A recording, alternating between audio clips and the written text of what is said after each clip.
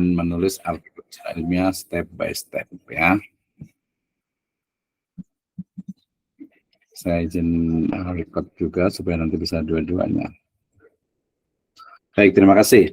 Bismillahirrahmanirrahim. Assalamualaikum warahmatullahi wabarakatuh. Waalaikumsalam warahmatullahi wabarakatuh. Alhamdulillahirabbil alamin. Assalatu wassalamu ala asrafil anbiya'i wal mursalin habibana wa nabiyyana Muhammadin sallallahu alaihi wasallam wa ala alihi wa ashabihi wa man tabi'ahum bi ihsanin ila yaumiddin wa ba'd. Qala Allah Ta'ala fi kitabihil karim, a'udzu billahi minasyaitonir rajim. Bismillahirrahmanirrahim. Iqra bismi rabbikal ladzi khalaq. Khalaqal insana min 'alaq. Iqra wa rabbukal akram. Alladzi 'allama bil qalam. 'Allamal insana ma lam ya'lam. Wa qala Allahu azza wa jalla aidan, a'udzu billahi minasyaitonir rajim. Bismillahirrahmanirrahim. Nun wal qalami wa ma yasturun. Wa qala Rasulullah sallallahu alaihi wasallam, uktub fa walladhi nafsi biyadihi ma kharaja minhu illa haqqa. Wa fi riwayatin fi sahihul jami' qayyidul ilma bil kitab. Amma ba'd fa inna asdaqal hadis kitabullah wa khairal huda huda nabiyyu sallallahu alaihi wasallam. Alhamdulillah, asyukrulillah alladzi an'ama alaina fi hadhihi lailah nastati wa nabda yakni barnamijuna kaifa naktub khasatan al-maqalah al-ilmiyah.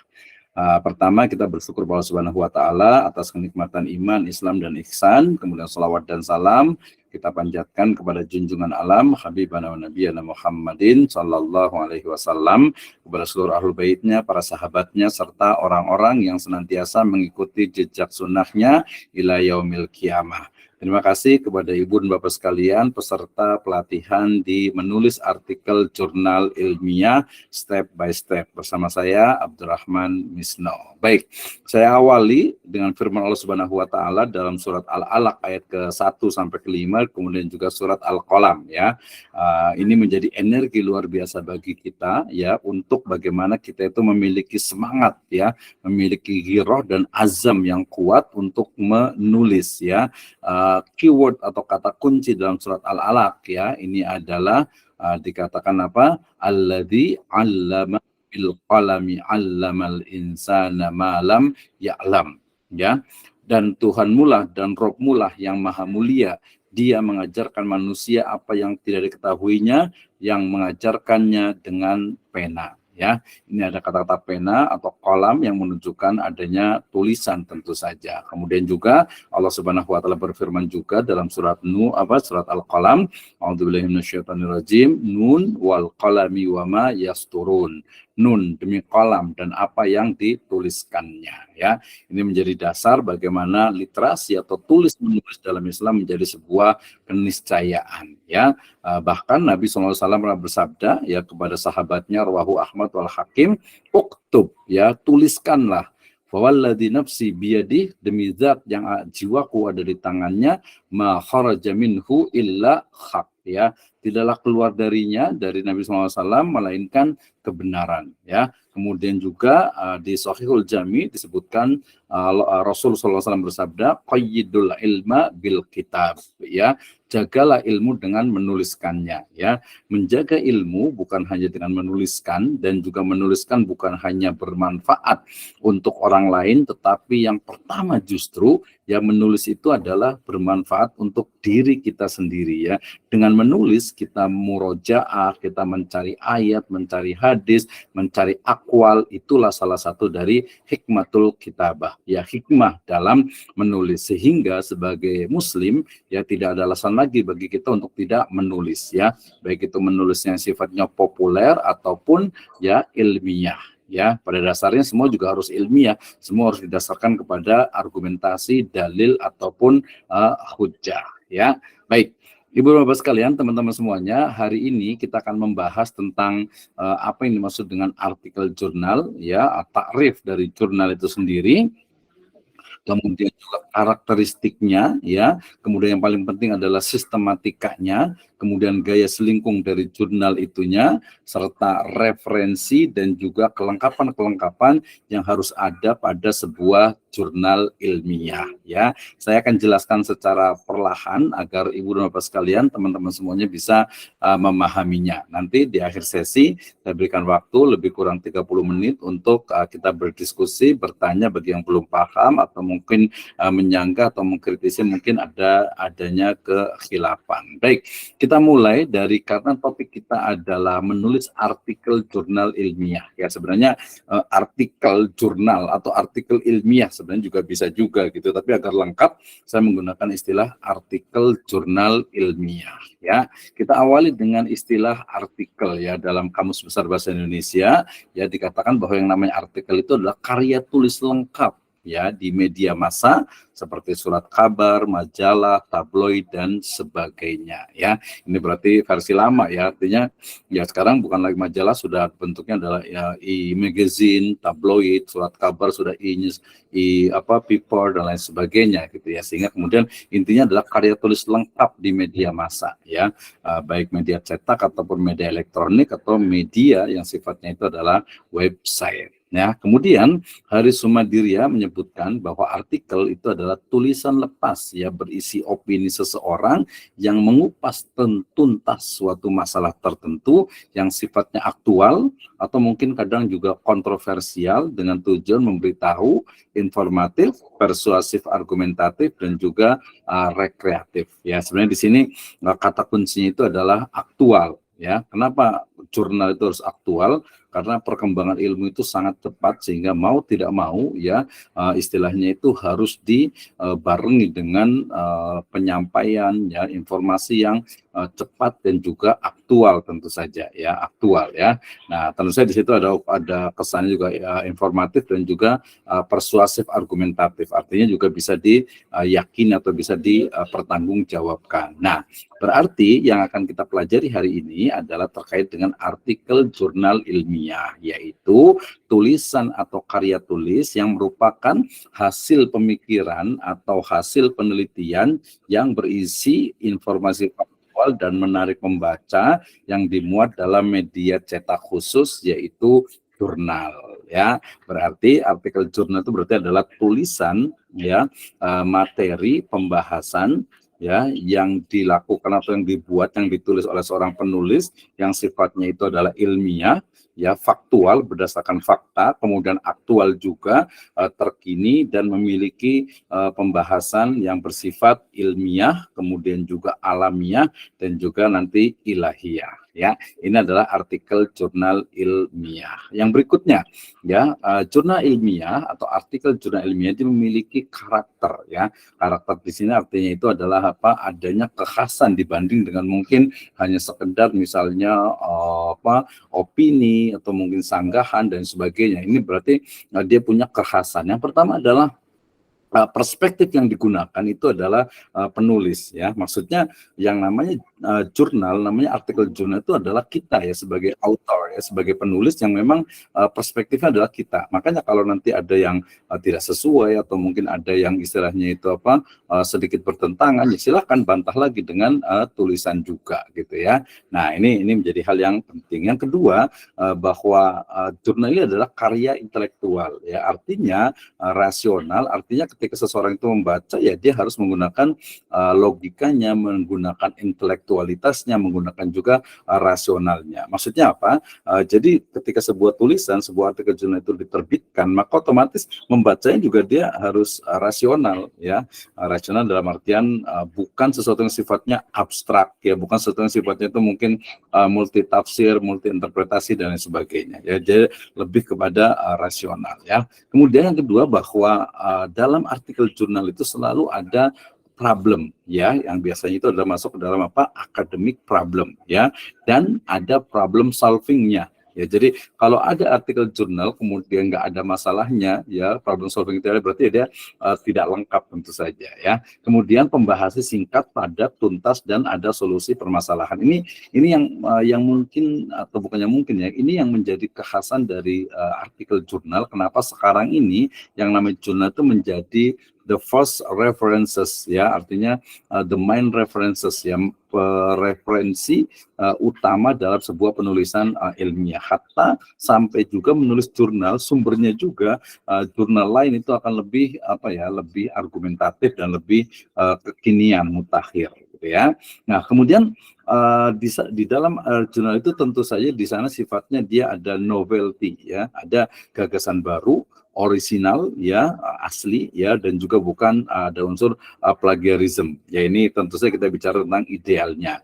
Nah, bahasanya itu biasa sederhana, jelas, kemudian hidup, menarik, ya, fresh, gitu ya, populer dalam ini tertentu, ya, dan tentu saja adalah ilmiah dan juga komunikatif tentu saja. Jadi bisa dipahami oleh banyak orang, ya. Kemudian menyangkut kepentingan publik. Jadi kalau jurnal itu ya semua bidang lah, ya, semua bidang ilmu, ya, baik itu eksak, gitu ya, humaniora, ilmu alam, ilmu pasti dan lain sebagainya, ya. Nah, nanti yang menarik juga bahwa nama penulis itu, ya, kalau mencari gelar harus dicantumkan, dan nama penulis itu di situ tidak menggunakan gelar sebagai bentuk, ya, semacam mungkin egaliter, ya. Jadi tinggal dibuktikan saja, nggak perlu pakai gelar, nanti akan kelihatan kualitas dari tulisannya itu sebenarnya seperti apa, gitu ya. Oke, next, ya, ini adalah karakteristiknya. Nah, kemudian gaya penulisan dari artikel ilmiah atau artikel jurnal ilmiah. Jadi selain tadi ada karakternya, ternyata ada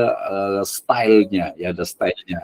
Nanti jangan sampai salah dengar, salah mungkin dengar, salah ucap, ya. Ada namanya nanti gaya selingkung. Jadi selingkung itu maksudnya selingkungan, ya. Selingkungan itu artinya ya ada homogenitasnya, gitu ya. Jadi harus sama nih, gitu ya. Nah, jadi Maaf Pak Dokter, layarnya nggak ada. Layarnya ya, belum ditampilkan dari awal, Ustaz. Layarnya nggak oh, Layar. dari tadi. layar. Dari tadi Ustaz belum. Dari ada pas kesalahan. mulai Pak Dokter. Oke, terima kasih. Wah, ini banyak, ya, saya Ya, ulang slide-nya. kembali. Ini kayaknya kadang suka begini nih, ininya nih. Oke, sebentar, ya. Oke, sebentar. Saking semangatnya nih, ya, saking semangatnya. Oke, ya, baik. Terima kasih Pak Herdi dan yang lainnya, ya. Ya, memang harus ini nih. Nah, makanya biasanya kadang separuh tapi kurang meyakinkan. Ya, kalau mamanya separuh. Baik. Kadang kalau di Google ini seperti ini biasanya. Ya, kalau sekecil begini kan nggak kelihatan, ya, kurang bagus, ya. Oke, wait moment. Kita tuh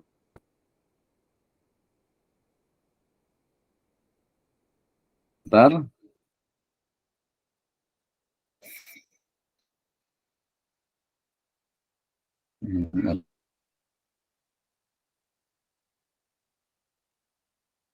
Kita bisa juga pakai slide from beginning. Oke, sekarang sudah kelihatan belum? Kelihatan Pak Dokter. Sudah, Sudah, Pak Dokter, kelihatan. Sudah, alhamdulillah sudah.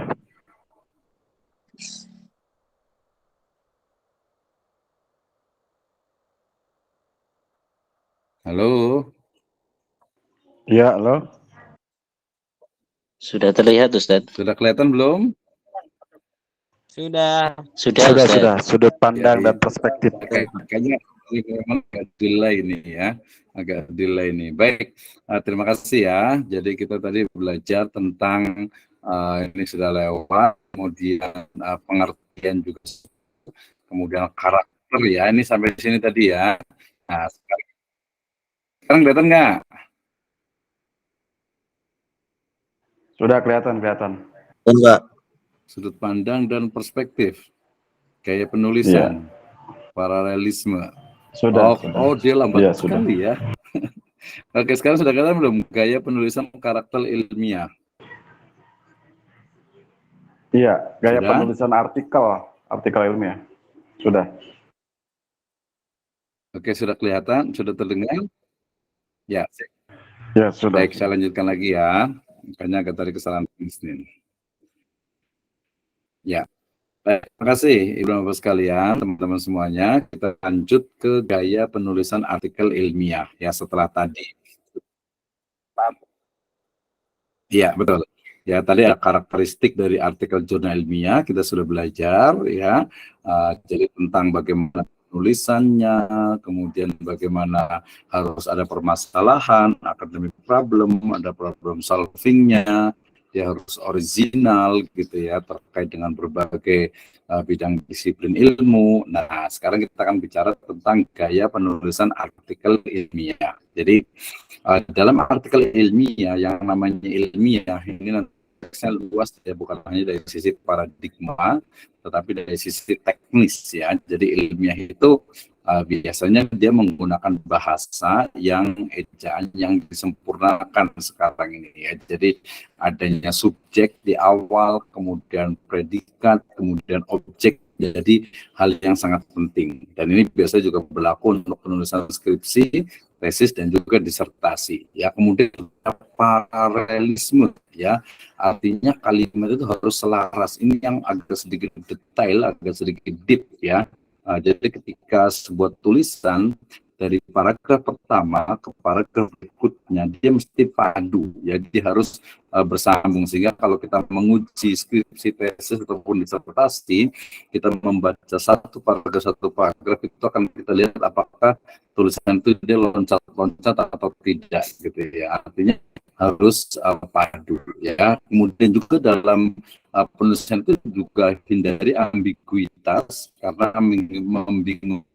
Artinya tidak menggunakan bahasa kiasan gitu ya, tidak juga menggunakan bahasa hyperbola gitu ya. Kalaupun ada kiasan biasanya dijelaskan di awal ya. Jadi jangan juga menggunakan kalimat yang terlalu kompleks, makna yang mungkin tidak ada penjelasan. Makanya kalau nanti kadang ada body note ataupun footnote ya, footnote terutama itu untuk menjelaskan, kalau stylenya mesti menggunakan footnote ya. Nah, kalimatnya itu juga harus lugas ya, dan hindari juga biasanya menggunakan kalimat penunjuk diri ya, misalnya saya, aku ya, biasa lebih kepada penulis gitu ya, author gitu ya, writer dan sebagainya, pokoknya penulis lah gitu ya. Kemudian dalam menyusun paragraf yang memiliki kepaduan, jadi dia paragraf itu dia harus padu, harus kohesi ya, karena apa? Seluruh kalimat dalam alinea bicarakan satu pola pikiran atau suatu masalah. Ini biasanya harus latihan, harus waktu yang menjawabnya, harus ada experiences gitu ya. Ejaan juga harus sungguh tadi kan ya, jadi jangan menggunakan kata sambung di awal, jangan menggunakan misalnya kadang kata kerja juga gitu ya, atau mungkin kalau bahasa itu harfu jar misalnya gitu ya. Nah itu sebaiknya dihindari karena menggunakan subjek, predikat, dan objek atau keterangan nanti. Jadi dalam bahasa Indonesia itu qala Rasulullah SAW bukan berkata Rasulullah, tapi Rasulullah SAW berkata ya, atau bersabda. Qala Rasulullah atau qala Abu Hurairah an Abi Hurairah, dari Abu Hurairah, qala Abu Hurairah. Jadi terjemahanlah dalam bahasa Indonesia yang baik dan benar. Oke, itu adalah gaya dari penulisan artikel. Nah, ini yang paling penting ya, dan saya akan detailkan, saya jelaskan secara perlahan-lahan tentu saja ya. Oke, baik Ibu dan Bapak sekalian, kita akan bicara tentang sistematika artikel jurnal ilmiah. Nanti di akhir saya akan berikan juga contoh bagaimana contoh dari artikel jurnal, baik yang dia standar Scopus ya, ataupun juga di Sinta 2, ataupun juga yang belum terakreditasi, agar Ibu dan Bapak sekalian bisa paham. Baik, dalam artikel jurnal ya, yang pertama ada itu tentu saja adalah judul artikel ya. Nanti kita masih teori dulu ya. Jadi judul artikel itu harus ada ya. Kemudian yang kedua adalah nama penulis. Ingat tadi nama penulis itu dia tidak menggunakan gelar gitu ya. Kemudian penulis itu pada masa lalu itu biasanya hanya satu orang ya. Sekarang itu trennya itu bisa lebih dari 2 orang. Ya maksimum itu 5 orang ya nama penulis. Kenapa?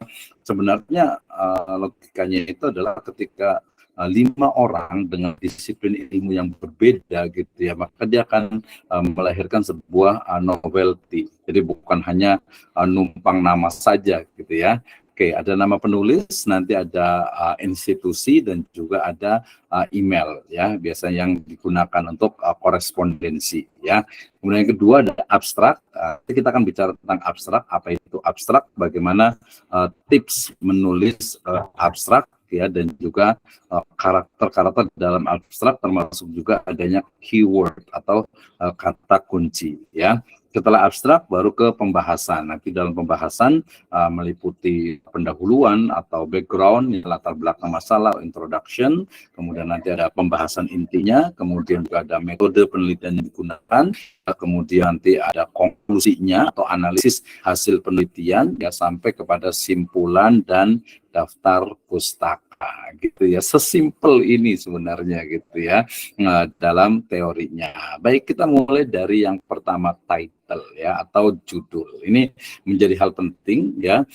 Kenapa ya? Ini sebenarnya berlaku juga baik itu untuk skripsi, tesis ataupun disertasi dalam jurnal. Jadi judul yang baik tentu saja adalah yang ketika orang itu membaca itu dengan cepat itu mengetahui ruang lingkup. Misalnya tulis adalah tentang development of curriculum ya, berarti pengembangan kurikulum ya, based from misalnya fikih anti korupsi misalnya gitu ya, anti corruption fikih misalnya. Oh, berarti sudah dia sangat spesifik sekali. Ingat, salah satu dari kekhasan jurnal itu adalah dia ruang lingkupnya itu dia sempit tetapi mendalam gitu ya. Jadi ketika ada tesis misalnya gitu ya, di sini ada Pak Herdi nih ya, jadi tesis itu bisa jadi dua, minimal itu bisa jadi 2 jurnal gitu ya, baik yang sifatnya mungkin deskriptif ataupun yang analisis. Apalagi kalau yang di kuantitatif misalnya dia menggunakan 2 atau 3 variabel gitu, maka itu sangat mungkin satu tesis itu menjadi 2 jurnal. Demikian juga kalau mau disertasi itu bisa jadi 2 ataupun 3 jurnal ya. Kenapa? Karena dia formal, kemudian objek materialnya, masalahnya itu dia sangat spesifik ya, sehingga fokus pembahasannya itu jadi tidak kemana-mana. Kemudian ini juga menarik dan menggugah pembaca, biasa ada sedikit provokatif gitu ya.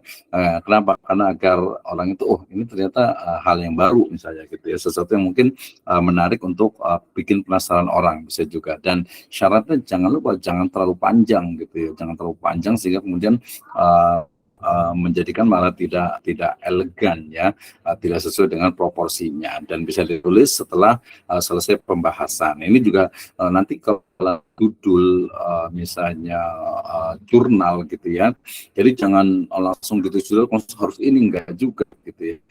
Ini hampir sama dengan juga di penelitian kualitatif ya. Jadi judul itu bisa diletakkan atau bisa diperbaiki, bolehlah kita nulis judul sementara ya, nanti kemudian akan diperbaiki atau akan dirubah gitu ketika penulisan itu sudah selesai ya.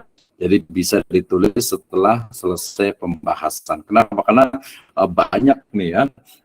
Jadi bukan kayak bahasa koran atau mungkin bahasa website gitu ya, judulnya apa gitu ya, isinya itu kemana, judulnya ke timur, isinya ke barat gitu ya. Nah itu seperti itu. Jadi harus betul-betul itu mewakili dari isi konten tulisan jurnal kita ya. Ini judul. Nah, penulis, institusi, dan email ya. Jadi ingat, penulis itu ditulis tanpa gelar gitu ya. Jadi ini menunjukkan tadi egaliternya. Makanya mau dosen mau mahasiswa ya tidak ada bedanya penulisan di jurnal gitu ya. Nah, termasuk juga di dalamnya juga tidak menggunakan gelar ya, kecuali mungkin gelar-gelar khusus misalnya Imam Syafi'i gitu ya, atau mungkin juga ada kiai tertentu gitu ya, mungkin itu ada pengecualian, tapi secara umum gelar akademik itu dihilangkan, menunjukkan egaliter, dan ilmu itu bisa berasal dari siapa saja selama dia itu bisa dipertanggungjawabkan. Nah, lembaga tempat aktivitas itu sebenarnya sebagai koresponden. Nanti ketika kita menulis jurnal sekarang ini, kalau zaman dulu itu kan langsung kita kirim ke orangnya. Tidak, sekarang itu dengan OJS, Open Journal System, semuanya serba digital, sehingga kita masuk ke websitenya, website jurnal tertentu ya. Kemudian nanti kita membuat akun di situ. Nah, kemudian kita bisa submit, tentu saja nanti dengan template. Template itu adalah contoh atau apa ya, pattern ya dari tulisan yang ada di situ ya. Jadi style format dari penulisan jurnalnya kita unduh, kita download, kemudian kita ikuti gaya atau format dari jurnal yang ada ya.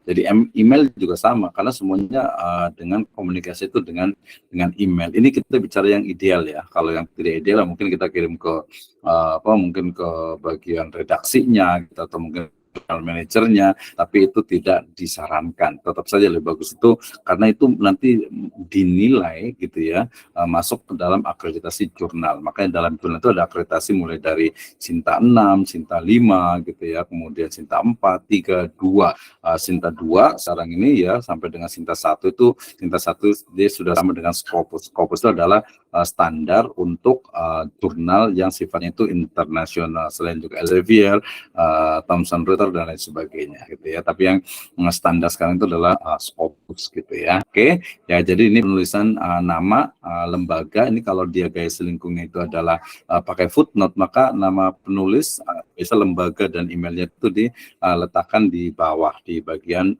footnote. Oke, kita lanjutkan ya. Sekarang kita akan bicara ya. Oke. Nah, sekarang kita akan bicara tentang abstrak ya, dan juga kata kunci atau keyword. Nanti kita kasih contohnya ya, tenang saja, ini masih teori dulu ya.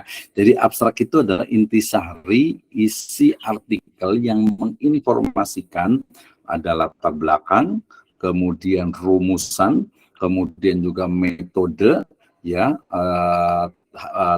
metode atau cara menganalisisnya atau teknik analisisnya, hasil penelitian dan juga kesimpulan. Jadi wajib ada itu ya.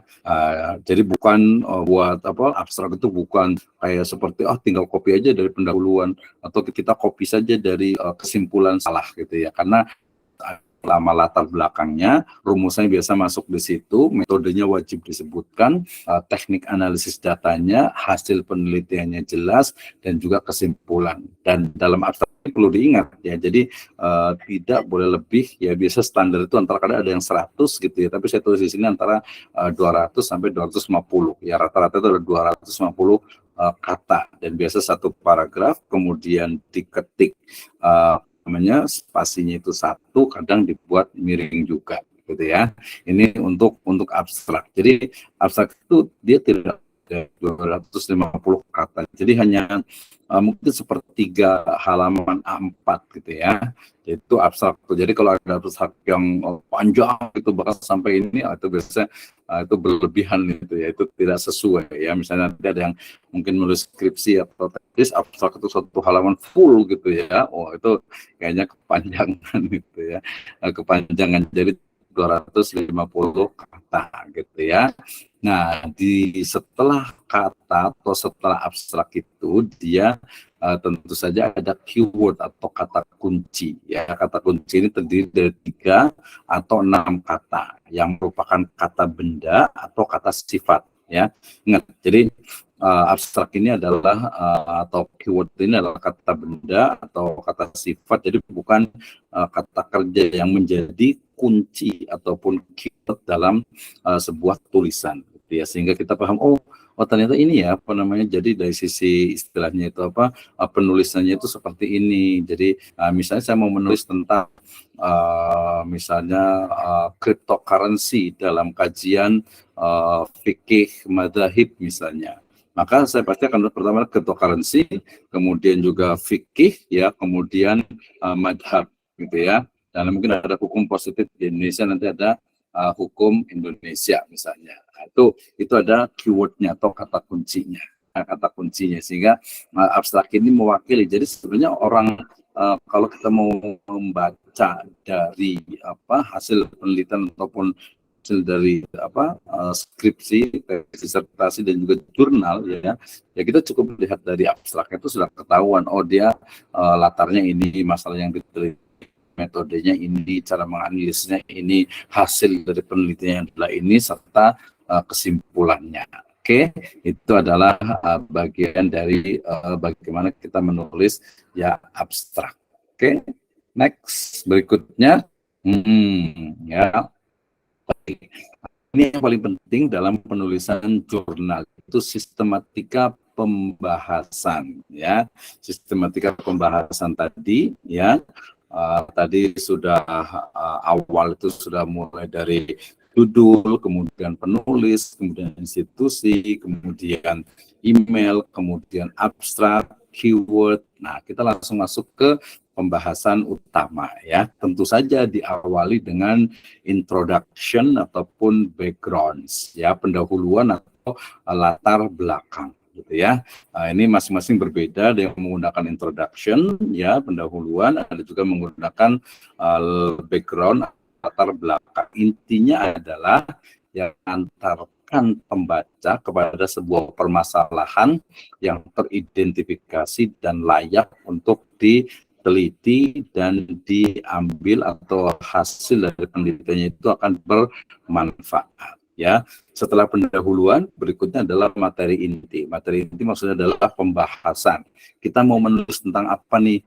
Kayaknya nanti boleh saya secara sistematiknya itu seperti apa pendahuluannya, materi intinya, termasuk metodenya. Jadi, mulai dari pendahuluan, misalnya nih, saya mau menulis kemarin terakhir itu tentang manajemen keuangan masjid, gitu ya. Manajemen keuangan masjid, ya. Permasalahan utamanya adalah terkait dengan standarisasi untuk laporan keuangan masjid, ya. Nah, introduction di pendahuluan saya akan berbicara tentang bagaimana masjid sebagai sebuah entitas, ya, yang awalnya adalah tempat ibadah, kemudian berkembang, ya, dalam ranah pranata sosial ataupun pranata ekonomi, ya, pranata keagamaan Islam, gitu ya, sehingga kemudian tidak hanya untuk ibadah, tetapi sekarang itu sudah menjadi tempat rekreasi, kemudian juga dikumpulkannya ziswa, zakat, sedekah dan wakaf, bahkan juga menjadi entitas bisnis, ya, ketika memang masjid tersebut memiliki divisi bisnis, gitu ya. Itu di pendahuluan. Nah, sayangnya memang ketika laporan keuangan, ya, masjid itu kadang apa adanya, gitu. Atau mungkin masih ada beberapa masjid yang menggunakan masih perbankan konvensional atau ribawi, gitu ya. Kemudian juga tidak memisahkan antara dana wakaf dengan dana zakat, infak, sedekah atau zakat secara khusus juga, gitu ya. Nah, ini menjadi permasalahan. Ya, materi intinya berarti saya akan bicara tentang bagaimana sejarah dari masjid, kemudian juga fungsi-fungsi dari masjid, kemudian secara spesifik adalah fungsi untuk mengelola dana zakat, infak, sedekah dan wakaf, gitu ya. Nah, setelah itu baru masuk ke metode. Berarti metodenya saya mau pakai apa nih, gitu ya. Misalnya saya menggunakan teori tentang di kualitatif, misalnya saya menggunakan grounded theory, ya, teori dasar, di mana dari fenomena yang ada, kemudian kita melahirkan atau memunculkan, ya, sebuah teori, gitu ya, sebuah teori baru. Nah, ditambah juga dengan mungkin pengembangan dari hifdzul mal dalam konteks maqasid syariah dan juga Islamic Wealth Management, ya. Nah, dari metode itu yang akan dijadikan tool, kemudian hasil penelitiannya, ya. Hasil penelitian berarti apa yang kita dapatkan, ya, dari kalau kualitatif ya berarti hasil dari angket atau kuesioner yang disebarkan, ya. Seperti apa hasilnya, berarti di sini dideskripsikan dulu. Setelah itu baru ke pembahasan hasil penelitian. Di sini ada analisis, ada mengkomparasi, ada mengkritik, mematahkan, menyetujui dan lain sebagainya, baru ke penutup, simpulan dan saran. Jadi ya tadi semudah itu, ya, untuk istilahnya itu membuat sebuah jurnal. Tapi nanti ada yang bilang, oh ya kelihatannya mudah, gitu ya, padahal susah nih, gitu ya. Tidak, ya, semuanya itu mudah. Baik, kita mulai dari pendahuluan atau latar belakang, introduction ataupun background, ya. Jadi dalam sebuah jurnal otomatis pasti ada lah introduction, ya. Jadi introduction ini atau pendahuluan ini adalah menguraikan permasalahan, ya, sehubungan dengan penelitian sekaligus menyajikan parameter yang digunakan. Jadi ketika latar ini ataupun pendahuluan ini kan mengantarkan pembaca kepada sebuah problem, ya, academic problem yang kita bisa identifikasi dari permasalahan yang ada, ya. Permasalahan itu berarti ya gap antara das Sein dengan das Sollen, atau yang lebih simpel ada permasalahan itu sesuatu yang tidak kita ketahui, belum kita ketahui, dan untuk mengetahuinya harus menggunakan metode ya ilmiah, alamiah, dan ilahiyah atau ilahiyah, gitu ya.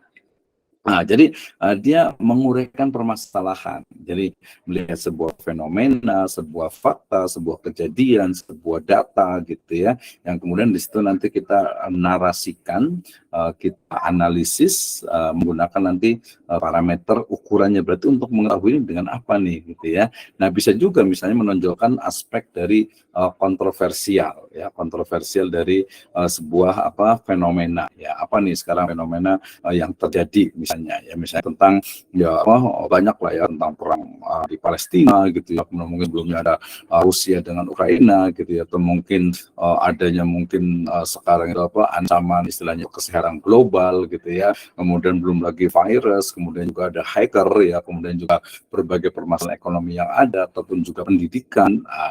Itu juga banyak sekali hal kontroversial, misalnya sekarang geng motor, kenakalan remaja, gitu ya, kejahatan dan sebagainya, itu banyak terjadi. Itu berarti sebuah problem atau academic problem. Awalnya bisa jadi ada social problem, tapi kemudian menjadi academic problem. Nah, argumentasi kita tentang suatu masalah itu yang harus diselesaikan, ya. Jadi harus selesai nih, ya. Kalau dalam jurnal itu nggak bisa ngambang, atau mungkin kurang lebihnya, atau mungkin, ya, atau sejauh ini, gitu, tidak, tapi harus pasti, gitu ya. Nah, kemudian bisa berupa kritik. Jadi benar-benar bisa berupa kritik, bisa juga merupakan penjabaran lebih lanjut dari judul artikel ilmiah yang kita tulis, ya. Misalnya saya ingin berbicara tentang Islamic tourism, misalnya pariwisata syariah, misalnya, atau mungkin di pendidikan yang ingin menulis tentang kurikulum merdeka, misalnya, gitu ya. Jadi plus minus kurikulum merdeka itu seperti apa sih sebenarnya, atau mungkin kita ingin menggali kurikulum merdeka berdasarkan atau based from Islamic civilization atau Islamic education. Jadi seperti apa, masalahnya apa saja nih, gitu ya. Termasuk kemarin yang di kelas saya yang cukup menggejala itu adalah bagaimana sekarang ini, ya, kalau kita mungkin nyubit dikit, apalagi sampai memukul, gitu ya, anak, gitu ya, itu nanti tidak melanggar hak asasi anak atau hak asasi anak, gitu ya. Nah, ini juga perlu kita kritisi, ya.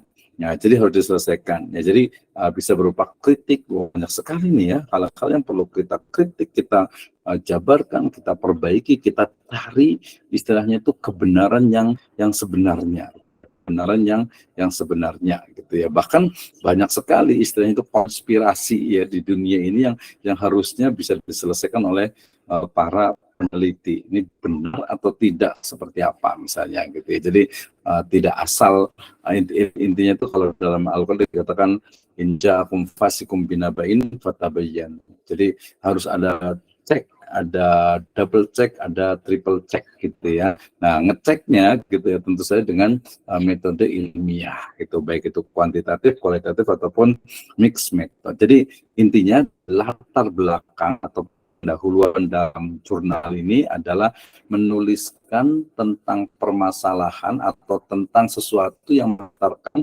identifikasi masalah, mengantarkan kepada sebuah permasalahan yang harus diselesaikan, ya, hanya nanti dengan menggunakan metode penelitian, gitu ya. Nah, jadi mudah nih, misalnya kalau di S1 yang paling gampang nih, tadi saya nguji beberapa skripsi, gitu ya. Jadi mahasiswa itu ingin meneliti tentang paling gampang, ya, misalnya strategi guru Al-Quran, ya, dalam meningkatkan jumlah hafalan Al-Quran santri. Itu kan gampang, gitu ya. Tapi karena nggak paham tentang kuantitatif, demikian juga validitas, kredibilitas dari sebuah data, belum lagi nanti kalau di kuantitatif itu ada ada instrumen, gitu ya, ada indikator, gitu ya. Nah, itu akhirnya ya nggak paham, gitu ya. Jadi kalau S1 sih mungkin wajar, ya. Kalau S2 mungkin ini yang perlu ditekankan, ini sebagian besar adalah mahasiswa di S2 Sirajul Falah, gitu ya. Oke, ini pendahuluan. Jadi ujung dari pendahuluan itu adalah rumusan. Jadi dalam jurnal itu rumusan masalah itu dia tidak dipisahkan, tetapi masuk ke dalam latar belakang ataupun pendahuluan. Jadi nggak ada khusus identifikasi masalah, tidak, karena dari pengantar itu, dari pendahuluan itu sudah teridentifikasi dan terumuskan masalah yang akan diteliti. Ya, nah berikutnya adalah pembahasan utama. Jadi pembahasan utama itu ya mulai dari description, kemudian analysis, ya, kemudian argumentation, ada komparasinya, kemudian pengambilan keputusan, kesimpulan, sampai kepada sikap dari penulis terhadap sebuah topik. Ini menarik nih, ya. Jadi ketika bicara tentang pendirian penulis tadi, karena jurnal itu ada point view-nya adalah penulis, maka penulis itu bertanggung jawab gitu ya. Jadi kalau ada misalnya ada tulisan kok tidak sesuai apa yang diyakini oleh penulis, wah itu kayaknya plagiarism gitu ya. Kelihatan gitu, karena dia juga sebenarnya nggak setuju dengan itu gitu kan ya. Oke, nah itu adalah pembahasan utamanya. Jadi ada deskripsi, ada kupas dari permasalahan, kemudian juga ada analisisnya.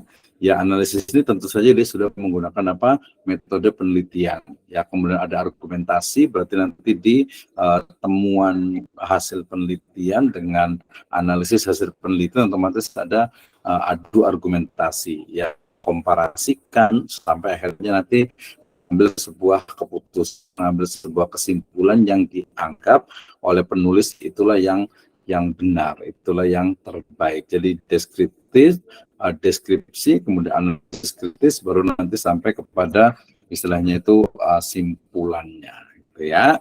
Nah, metode penelitian, wah ini yang paling gitu ya.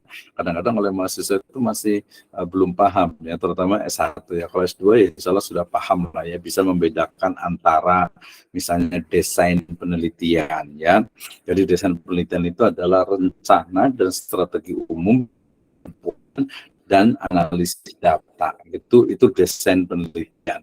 Sementara kalau pendekatan penelitian, research approach gitu ya, itu dia menggunakan kuantitatif ataupun kualitatif dan juga mixed method.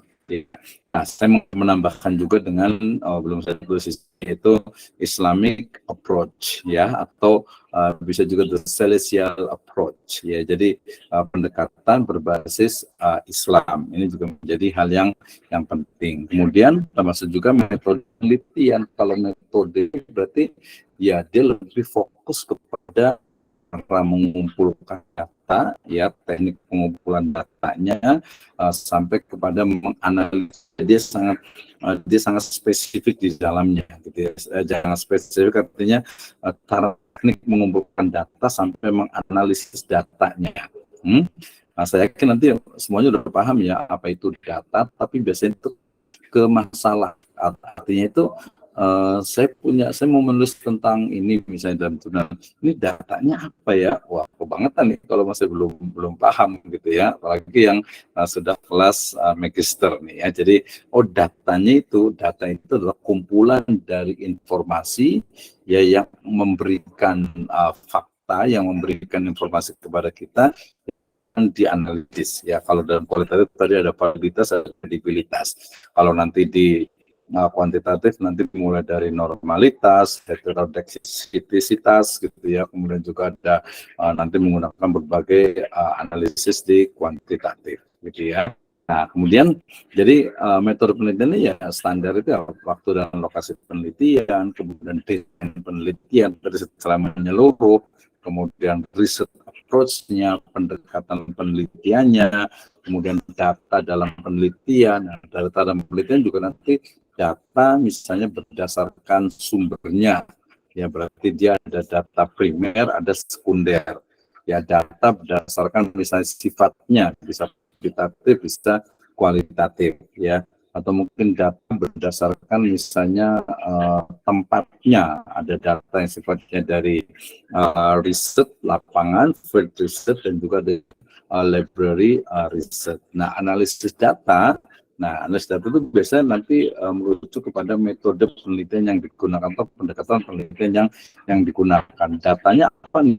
Kalau data statistik ya berarti menggunakan misalnya Microsoft Excel, menggunakan SPSS atau mungkin juga eViews gitu ya.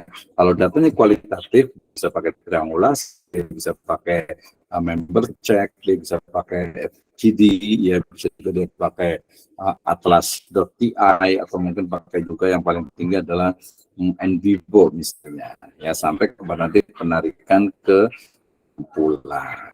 Nah, ini adalah metode penelitian. Yang berikutnya adalah hasil penelitian. Jadi tadi sudah metodenya dijelaskan, berikutnya adalah hasil penelitiannya, gitu ya.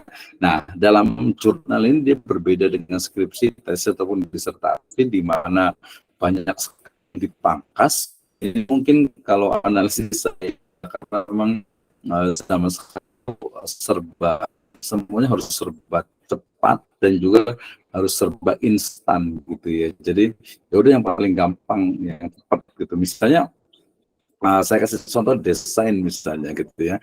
Desain itu saya ingat sekali dulu masih pakai Corel Draw, masih pakai misalnya pakai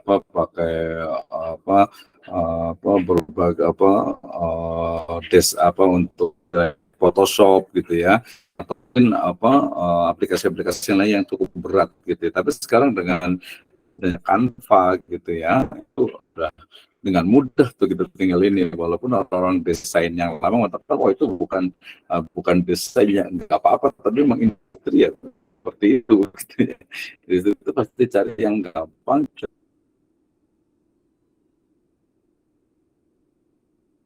cari yang mudah, cari yang tepat. Makanan juga sama, orang dulu ya ayam itu ya ayam kampung gitu ya. Sekarang ayam kampung kalau nunggu besar ya lama gitu ya. Akhirnya udah pakai ayam negeri gitu yang dia 40 hari. Jadi ini termasuk memang itu bisa di video gitu. Jangan semua nungguin habis kan. Dananya orang itu membaca katanya adalah ini sudah selesai gitu ya. Misalnya metadata gitu ya. Itu aja di penelitian. Oke, ya, jadi ada kuantitatif asumsi dalam kuantitatif. Dan juga satu masalah penelitian sudah cukup benar apa kemudian dianalisis selesai. Mulai dari statistik deskriptif sampai kepada inti. Ya, hasil penelitiannya ketemu nih. Misalnya tadi bahwa ternyata dari sisi istilahnya itu akun berarti dianalisis ini kelebihannya di keuangan sih. Demikian juga misalnya kalau bukan ya dia berarti teman seperti ini kemudian bagaimana kita metode penelitian ya. Jadi interpretasikan dengan struktur pengetahuan yang membuktikan sebuah teori ya. Sementara kalau kualitatif dia menciptakan atau membuat sebuah teori. Dia adalah grounded teori misalnya gitu ya.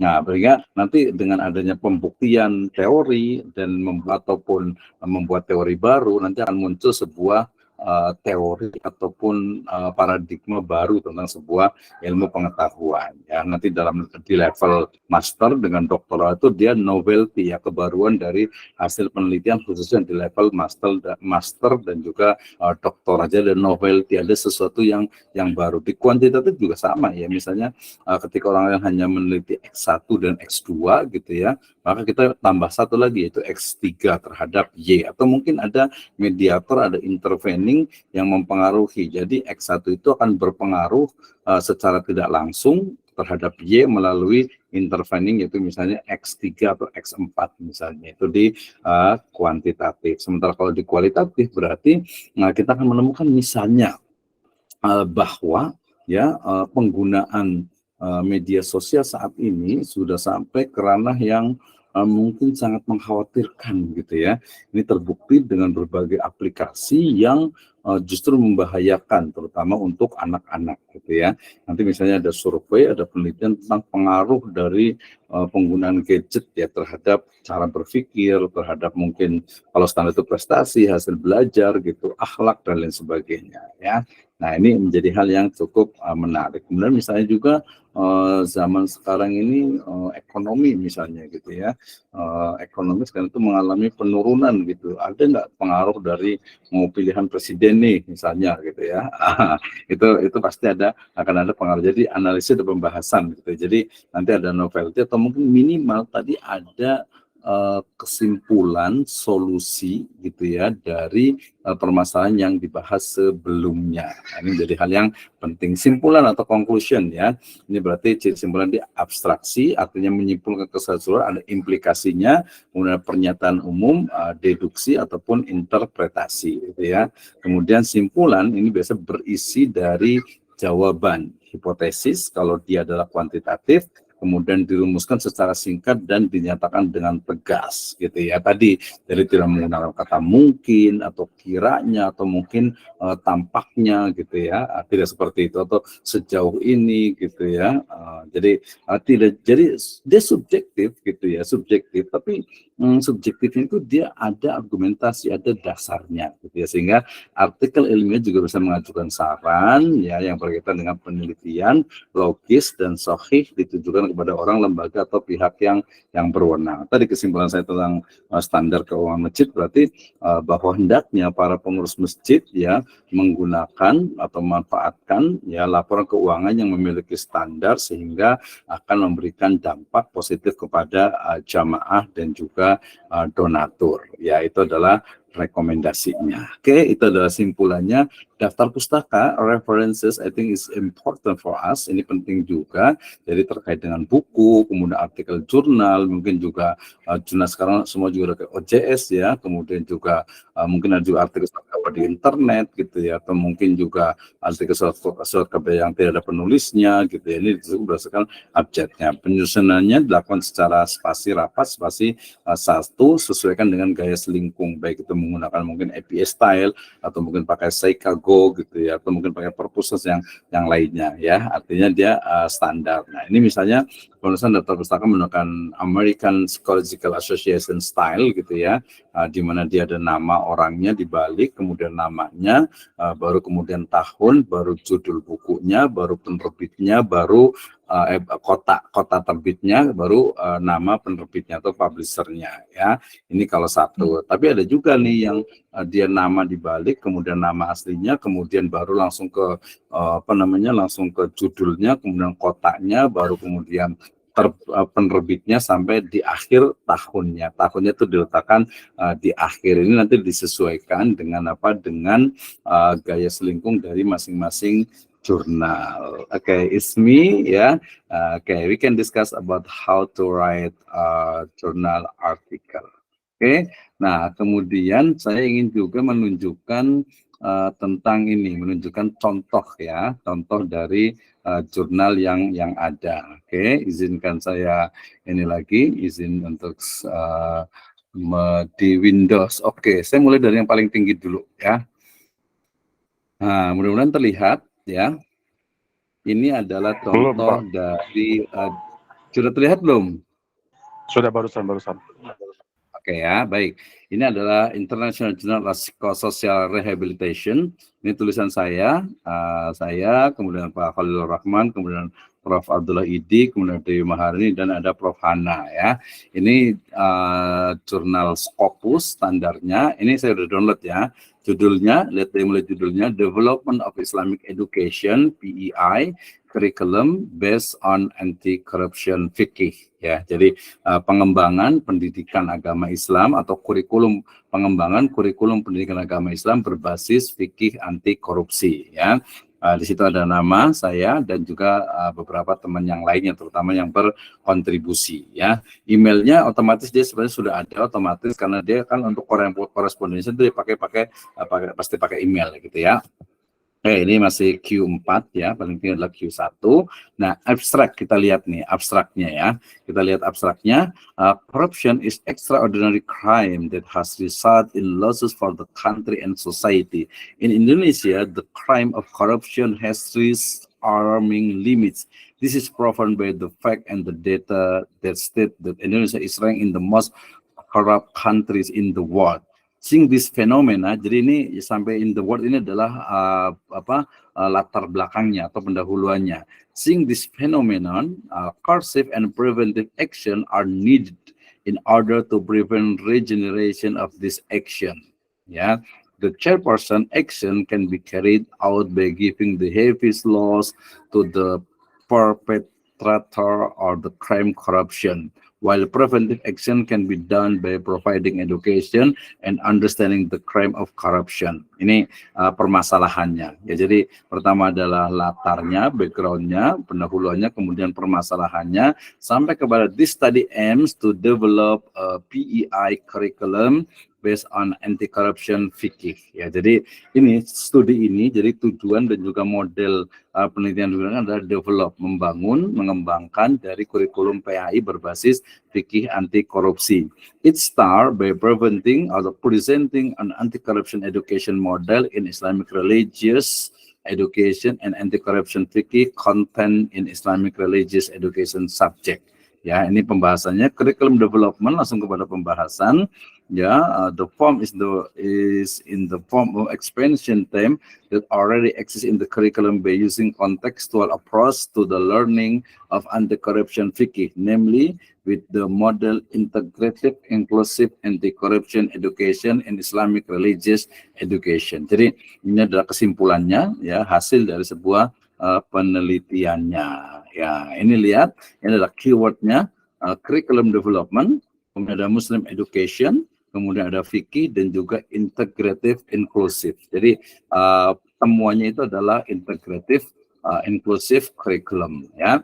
Nah, ini tadi kan ini di atas itu sebenarnya ininya ya, artinya yang tampil di mana-mana gitu ya, yang bisa digunakan. Nah, ini yang seperti ini ya. Nih, lihat ya.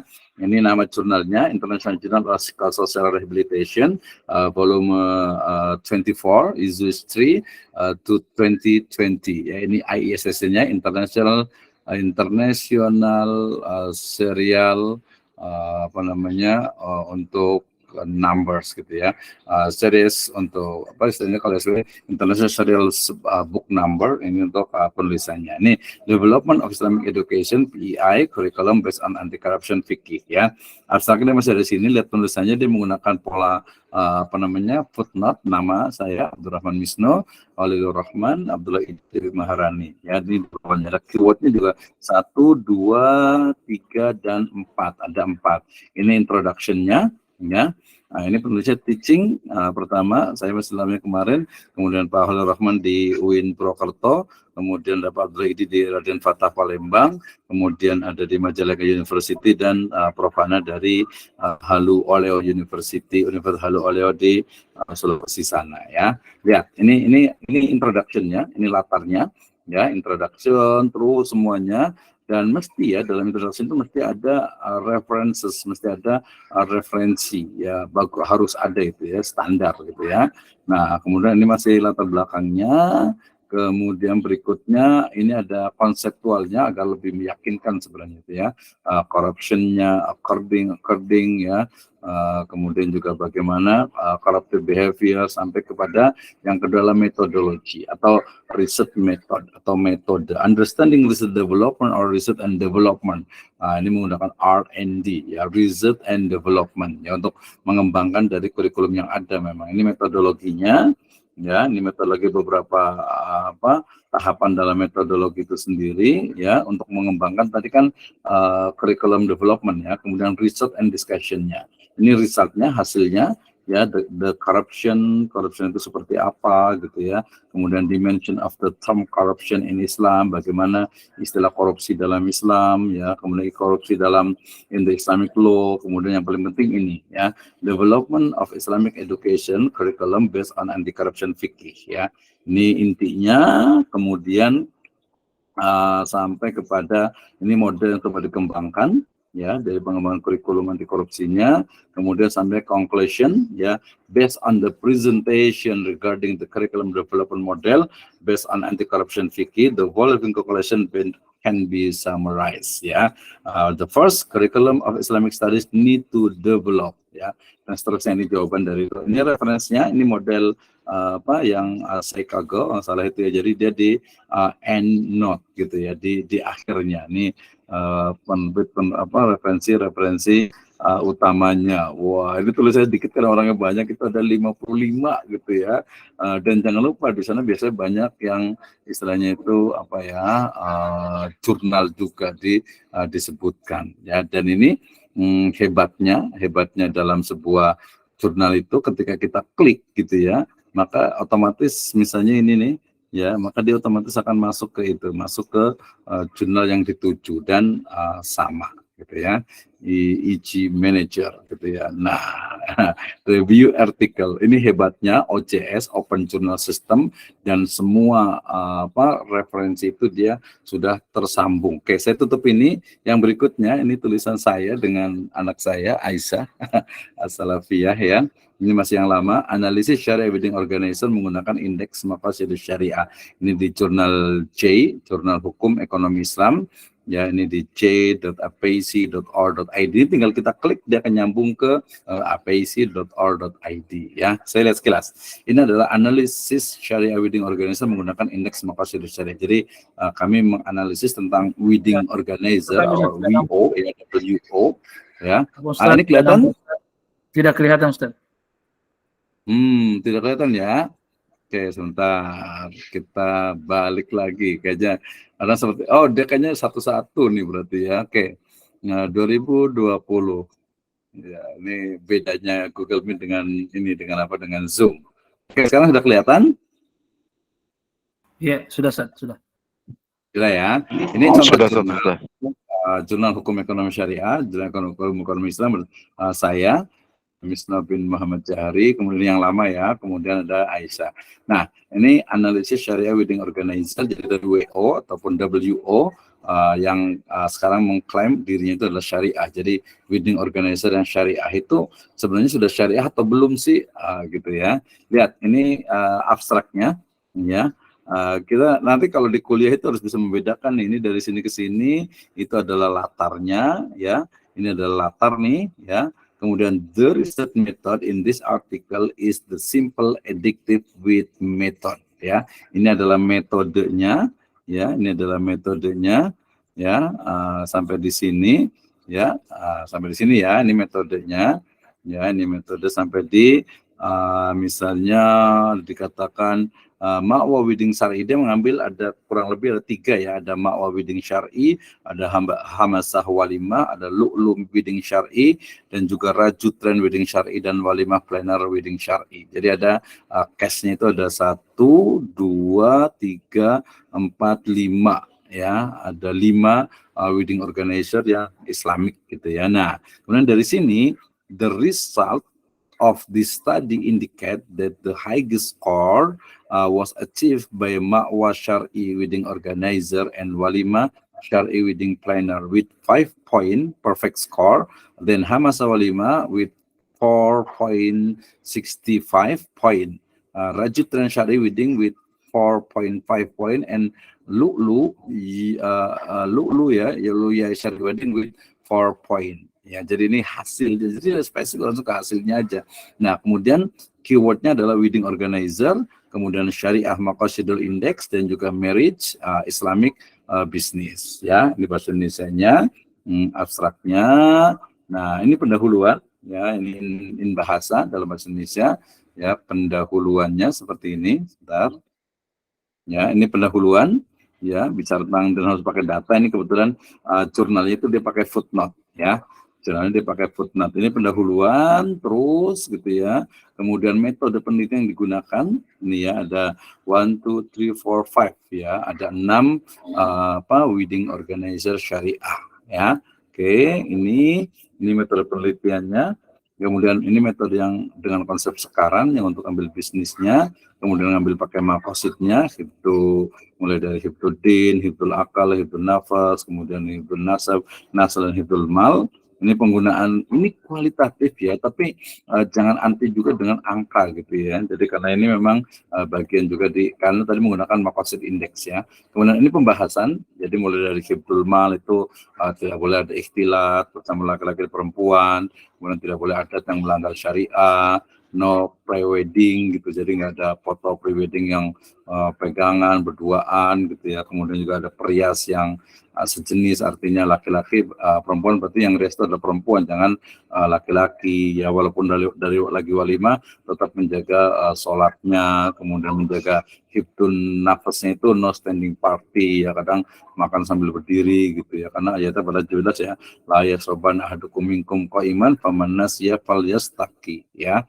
Nah, pakaian itu harus syar'i sekarang gitu kan ya. Dan seterusnya no tabarruj, ini no macam-macam lah. Pokoknya yang bagian-bagiannya nih kesimpulan angkanya juga sampai kepada konklusinya mana nih. Nah, ya ini simpulan. Berdasarkan penelitian yang telah kami lakukan dengan metode penelitian, yaitu wawancara melalui perhitungan SEW mengetahui indeks wedding organizer. Ini hasilnya ini, jadi hanya melihat dari 5 wedding organizer. Ini daftar pustakanya ya, yang digunakan. Oke, ini contoh satu lagi biar yakin ini ya.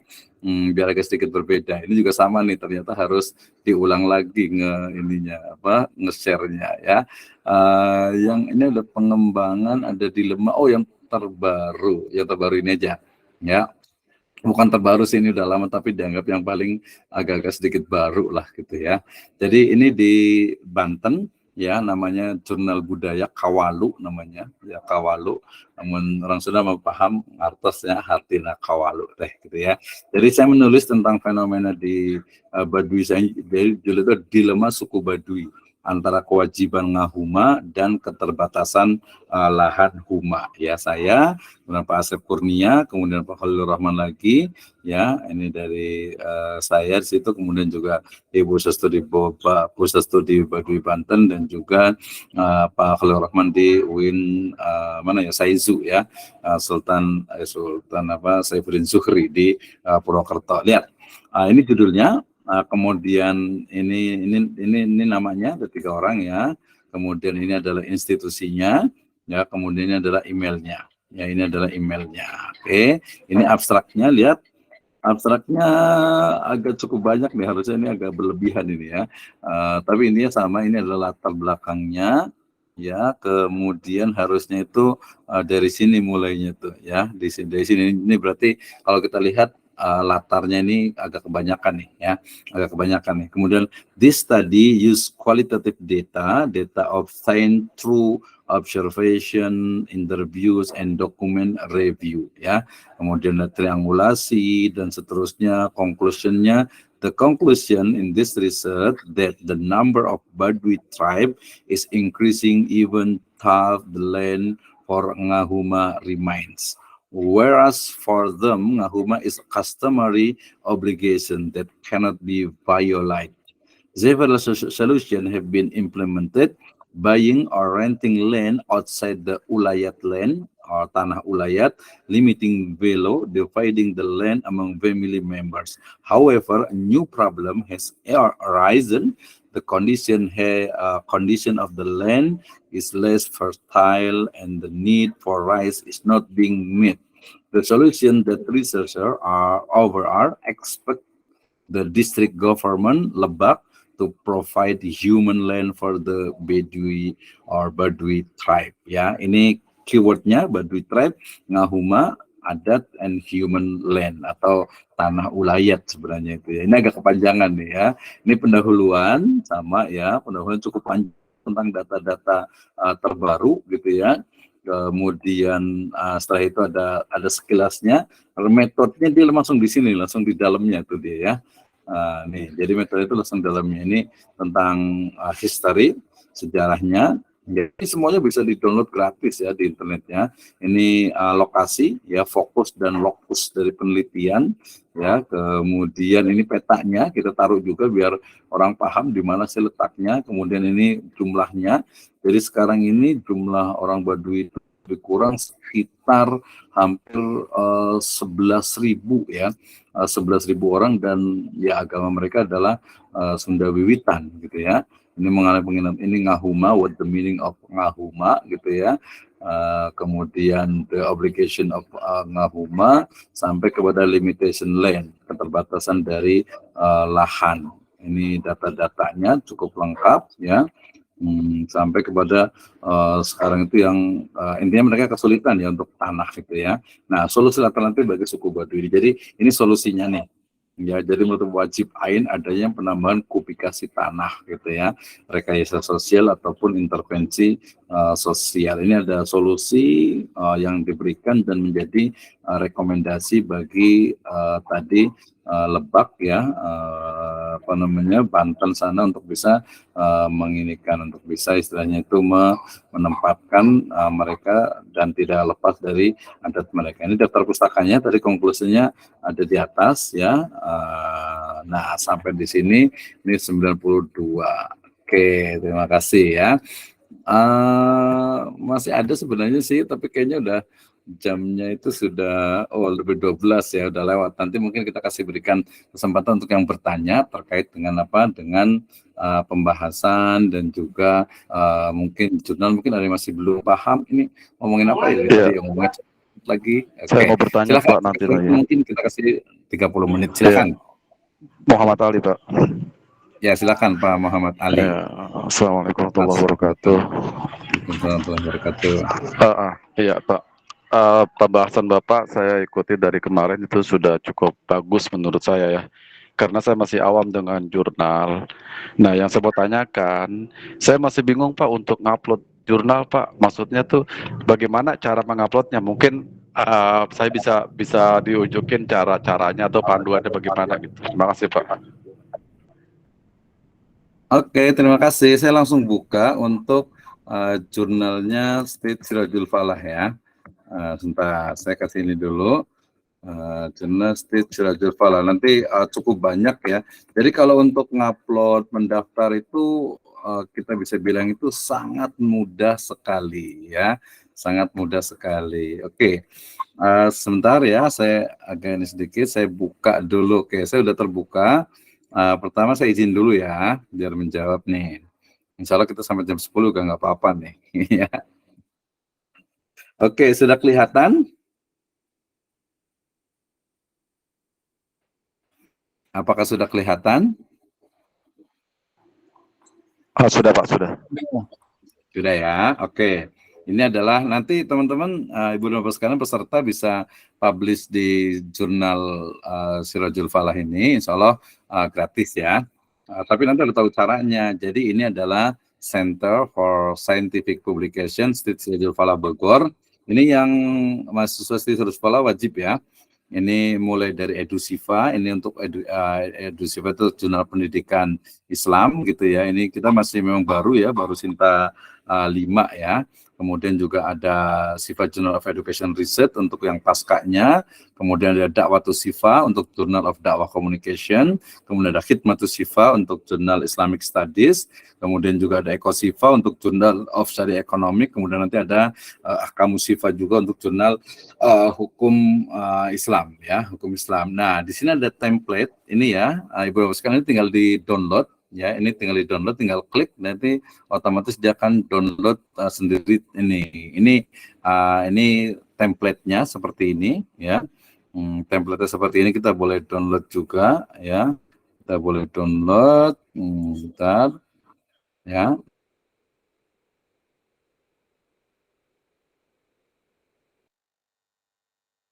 Nah, ini kita tinggal download ya. Nah, ini EduSifa, jurnal pendidikan Islam itu dia seperti ini. Kalau ini kan pakai Google Doc ya. Oh iya betul. Ternyata dia harus satu, berarti saya rubah lagi. Harusnya dia berarti ininya di ini ya, di screen bukan kalau di file bisa ya. kasih tahu. Oke, kalau ini kelihatan kan ya. Oke, saya stop share dulu. Kemudian saya akan share-nya itu adalah di Windows ya. Di Windows-nya, jangan di ininya. Kalau di nanti ke semuanya.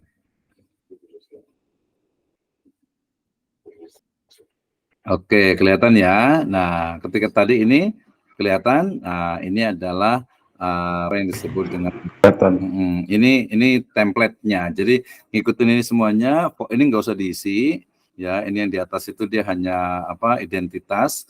Kemudian ini judulnya. Ini namanya, ini afiliasinya. Afiliasi maksudnya adalah lembaga ya.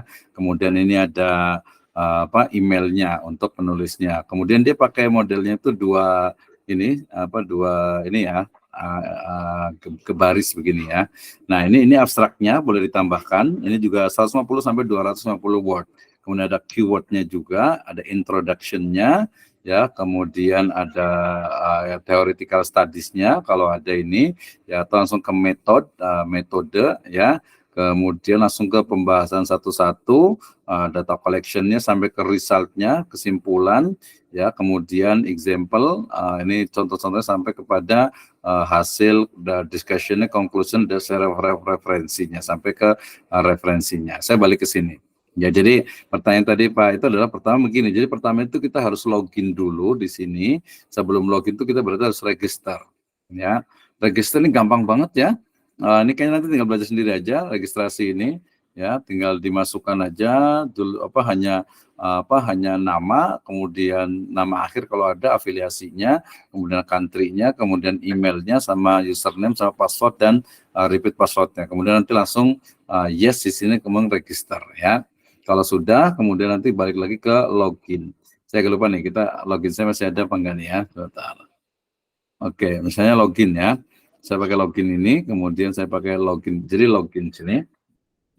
Oke, oh ternyata bisa nih pakai admin lagi misalnya ini ya. Nah, setelah login ya, baru kita pilih ininya, pilih jurnalnya. Ya, oke, Edusiva. Jurnal Pendidikan Islam. Nah, ini yang paling penting nih. Ya, ini sebenarnya banyak juga sih, dengan diikutin aja.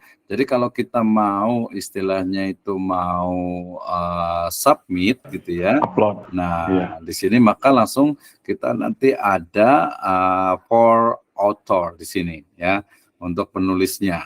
Nah, mulai dari kalau kita sudah menulis berarti ini yang current-nya ya, kemudian nanti publikasinya dan seterusnya. Ya, nanti urutannya itu dari mulai ke sini ya, editorial timnya, reviewernya, urutannya ini dia lengkap semuanya gitu ya. Jadi nanti dipelajari ini mudah sekali ya. Jadi tinggal upload ya. Ini dia karena admin, jadi ininya dia pakainya admin ya. Admin. Jadi dia admin dari Edusiva ini. Kalau kita ganti, mudah-mudahan masih ada yang lainnya. Ya, oh pakai yang ini, yang punya saya ini. Nah, ini yang tadi kalau tadi admin. Oh, ini dia unvalid gitu ya. Oke, sebentar saya pakai. Saya lupa nih. Kalau nggak bisa nanti tinggal dimasukkan ya, tinggal dimasukin. Intinya tinggal ini aja, tinggal apa ya, tinggal istilahnya itu letakkan di sini, kemudian langsung login, langsung kita upload gitu ya. Atau saya buka yang lainnya juga, sebagai tadi kan ini ya, misalnya ini kampus lama saya. Stay Al-Hidayah ya, Stay Al-Hidayah Bogor, di jurnalnya ini dia Sinta 2 ya, ada markas jurnal Stay Al-Hidayah. Nah, ini juga sama juga ya, tinggal kita pilih nih mau yang mana jurnalnya gitu ya. Nah, ini kayaknya agak lambat internetnya, jadi tampilnya harusnya nggak seperti ini. Ini yang jurnal edukasi Islami, kebetulan saya ikut dari awal ini ya, kemudian Dinar, kemudian Al-Maslahah. Saya milih yang edukasi Islam ini Sinta 2 ya. Ini biayanya agak cukup lumayan juga ini. Ya, dia kurang lebihnya itu kalau nggak salah itu sekitar 2,5 juta sampai 3 juta ini untuk bisa terbit di sini ya.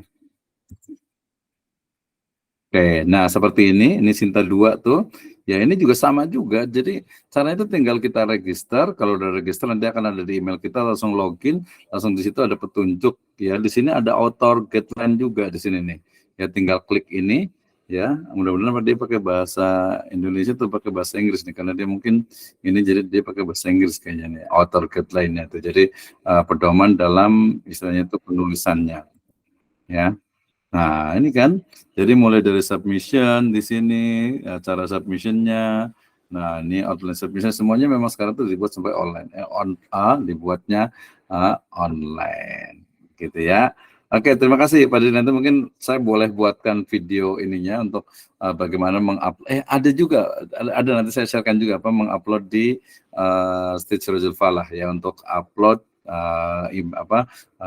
jurnalnya. Terima kasih Pak Muhammad Ali. Silakan yang lain, ada yang mau ditanyakan? Kita masih ada sekitar 20 menit terkait dengan penulisan jurnal ini. Kalau masih ada yang bingung, Pak Deddy Muharman sudah ini masih on ya. Pak Abi juga ya, kemudian Pak Usep Nur Sidik juga, Pak Kendal Sultani, Pak Padri, Pak Dian Hidayat ya. Pak Herdi, silakan. Mudah-mudahan suara saya terdengar dengan baik. Atau ada yang mau nanya di ini? Mungkin agak-agak malu kali ya. Oke, oh ini tadi sedikitnya. Nanti salah PPT-nya akan dibagikan kepada peserta ya. Ya, jadi nanti agak lebih mudah. Tapi yang paling penting adalah memang langsung action-nya, nulisnya. Nanti kalau yang sudah ada tulisan, kemudian atau mungkin ada yang ingin merubah nih dari skripsi atau dari tesis ke jurnal, ya mudah sekali gitu ya. Pertama tinggal kita tadi pendahulunya kita ambil, kemudian metode kerangka pemikirannya itu biasanya kita hilangkan, ya cukup sedikit saja yang kita ambil di kerangka pemikiran atau landasan teorinya, metode penelitian diringkaskan, langsung hasil penelitian dan analisis penelitian baru ke kesimpulan. Dan biasanya masalahnya itu lebih diperpendek ya, lebih dipersempit. Jadi nanti dia cukup tadi misalnya jurnal saya itu tidak lebih dari 8 halaman gitu ya. Jadi standar itu 12 halaman. Jadi ke depan ini sudah banyak tren gitu ya. Baik skripsi ataupun tesis itu cukup 15 halaman gitu ya. Kenapa? Karena memang yang penting fokus kepada metode yang digunakan, how to analyze-nya, kemudian penggunaan dari metodenya itu sendiri, teori yang digunakan, sampai yang paling penting adalah hasil dari penelitiannya itu. Ya, hasil penelitian itu seperti apa. Oke, baik. Ada yang mau bertanya? Saya persilahkan ya terkait dengan how to write journal article ya. Mau tanya silakan kalau jadi gini Pak, kalau untuk kita upload ke jurnal, saya kebetulan saya kan ada tugas nih untuk upload jurnal Sinta 3 ya Pak ya. Sementara kan saya masih awam. Itu memang ada biayanya gimana Pak? Kalau ada biayanya bagaimana caranya gitu? Ya, terima kasih. Betul. Jadi biaya di sini itu sudah menjadi umum, kami juga di Relawan Jurnal Indonesia itu. Jadi memang betul ada biayanya. Biayanya itu adalah pertama gini, jadi jurnal itu untuk mendaftar di DOI, ya di DOI itu untuk nomor istilahnya itu KTP-nya dari artikel kita gitu ya, maka itu bayar sekarang itu lebih kurang itu sekitar berapa ya? Murah sih sebenarnya cuma 15.000 gitu ya. Jadi DOI itu adalah Digital Object Identifier. Jadi identifikasi objek digital gitu ya. Nah, itu memang dia berbayar. Pertama itu. Yang kedua, Bapak Pengelola Jurnal itu sebagian besar itu memang tidak dibiayai oleh kampus gitu ya, sehingga mau tidak mau mereka harus kan otomatis ya, tadi mulai dari bayar doi-nya, kemudian juga websitenya ya, websitenya itu untuk membangun saja kami kemarin itu hampir 15 juta gitu ya, kemudian untuk pembiayaan ataupun maintenance-nya itu juga harus otomatis membayar orang IT tentu saja gitu ya. Nah, belum lagi reviewer, walaupun kalau reviewer itu biasanya dia gratis ya. Saya juga kebetulan reviewer di IN Curup, kemudian juga di UPN Veteran Jakarta gitu ya, kemudian juga di IUKI juga, itu ya kita tidak dibayar gitu. Kalau dibayar justru malah tidak objektif lagi gitu ya. Tapi yang bayar itu ya tadi pengelolaan jurnalnya, kalau sudah menggunakan OJS, Open Journal System, yang itu dari istilahnya itu bayar awalnya hampir 15 juta, kemudian juga nanti untuk istilahnya itu untuk pengelolanya, kemudian juga istilahnya itu yang lainnya gitu ya. Yang lainnya itu maksudnya adalah yang untuk istilahnya itu kegiatan-kegiatan yang sifatnya itu untuk untuk pengelolaan jurnalnya itu. Sehingga kemudian standar ya kurang lebihnya. Kalau Sinta 1 itu di skala Scopus itu paling murah itu adalah 10 juta. Kalau Scopus yang internasional jarang, rata-rata hampir 15 ya. Standar kurang lebihnya 15 juta. Nah, kalau Sinta 2 seperti tadi, dia memang resmi dan sah gitu ya. Sah gitu ya di edukasi Islami itu hampir 2,5 sampai 3 juta. Kalau Sinta 2 rata-rata itu 2 sampai 3 juta ya. Kemudian kalau Sinta 3 ya itu rata-rata 1 juta sampai 1,5 juta. Sinta 4 itu saya sempat itu yang di Pontianak itu Kalimantan Barat itu sekitar 500 ya. Sinta 5 itu standar. Kadang kalau kami juga di Edusiva ini dan 200, 150 sampai 300 gitu ya. Sintan 6 biasanya masih gratis, tapi tergantung juga sebenarnya dari kualitas kita juga ya. Itu karena memang banyaknya yang masuk sehingga mau tidak mau harus tadi itu kan biaya operasional gitu ya. Tapi ada juga ya mulai dari koneksi dalam artian memang teman, dan juga ada juga memang kualitas itu bagus. Misalnya ada teman juga dia Scopus gitu ya sampai 45 sampai 5 gitu ya. Itu tidak bayar sama sekali karena memang kualitas dari tulisannya itu bagus, tapi memang butuh waktu. Tapi kalau di Indonesia justru malah rata-rata itu bayar. Jadi kalau ada yang bilang Scopus bayar, ya ada yang berbayar gitu ya, tapi yang gratis juga sebenarnya ada, walaupun dia jarang, tidak terlalu banyak. Jadi yang betul-betul memang sifatnya istilahnya itu bagus kualitas tulisannya. Saya juga kebetulan sekarang ini juga di Sinta 2 juga di Win 1 ya, di Win 1 itu di Tulung Agung, Sinta 2 ya, tentang reception terus selection modification. Saya juga gratis juga, nggak bayar gitu ya. Tidak bayar juga karena kebetulan waktu itu di conference, kemudian conference juga gratis di Surabaya, bahkan kita juga dikasih biaya dan juga akomodasi ya, itu gratis. Jadi yang paling penting memang kalau mau dilihat dari sisi pengelolanya, beberapa memang bayar dan resmi gitu ya, tapi ada juga yang ketika kualitasnya bagus masuk conference dan sebagainya itu tidak berbayar. Itu Pak Muhammad Ali ya. Jadi jangan, saya rasa nanti kalau untuk upload tadi, untuk ngupload jurnal tinggal di OJS-nya aja dipelajari, di YouTube banyak sekali untuk cara-caranya. Nanti mungkin saya antar juga yang di Stagify ini mudah, kemudian uploadnya juga sama, mengikuti gitu ya, nanti lihat alurnya. Nanti atau juga kadang kalau mau cepet ya bisa juga kita ngubungin ininya, beberapa itu masih bisa membantu tuh untuk ngupload di OJS-nya itu, di website jurnalnya. Itu ya. Jadi bukan rahasia umum dan bukan sebuah ini juga ketika memang dia berbayar gitu ya, berbayar karena memang tadi untuk OJS-nya, untuk pengelolanya gitu ya, itu kan listriknya juga gitu ya, domainnya itu kan perlu bayar, belum lagi nanti tenaga IT-nya dan seterusnya. Oke, terima kasih sama Muhammad Ali. Nanti kalau tidak puas boleh tanya ke saya lagi gitu ya. Atau mau ada pertanyaan lagi silakan. Karena yang lain udah banyak nanya nih. Iya. Terima kasih ya Pak. Oke, sama-sama Pak Muhammad Ali. Ya harus banyak nanya nih ya, biar nanti paham. Karena yang lain juga sebenarnya mungkin mau nanya, cuman agak-agak malu-malu atau mungkin sebagian udah bertidur kali ya. Udah tidur kali ya. Silakan, ada yang mau bertanya nggak nih? Pak Abi nih mau bertanya nggak nih? Silakan. Ada yang bertanya nggak tentang jurnal? Pak Abdul Rahim yang lagi nulis disertasi, disertasi itu bisa jadi 3 skripsi tuh, 3 jurnal tuh. Silakan, Abi. Boleh bertanya Pak Dokter? Boleh, silakan. Baik, Assalamualaikum warahmatullahi wabarakatuh. Waalaikumsalam warahmatullahi wabarakatuh. Pembahasan jurnal yang dibahas tadi, kalau saya secara pribadi mewakili mahasiswa, sebenarnya dengan pelatihan seperti ini banyak yang belum bisa secara praktek. Mungkin mahasiswa yang lain nggak mau ngomong, atau mungkin nggak berani ngomong, ataupun malu. Secara teknologi mungkin baik saya sendiri secara pribadi atau yang lain mungkin nggak ngerti. Mungkin secara teori Pak Dokter bilang seperti ini gampang, seperti ini bisa, seperti ini gampang.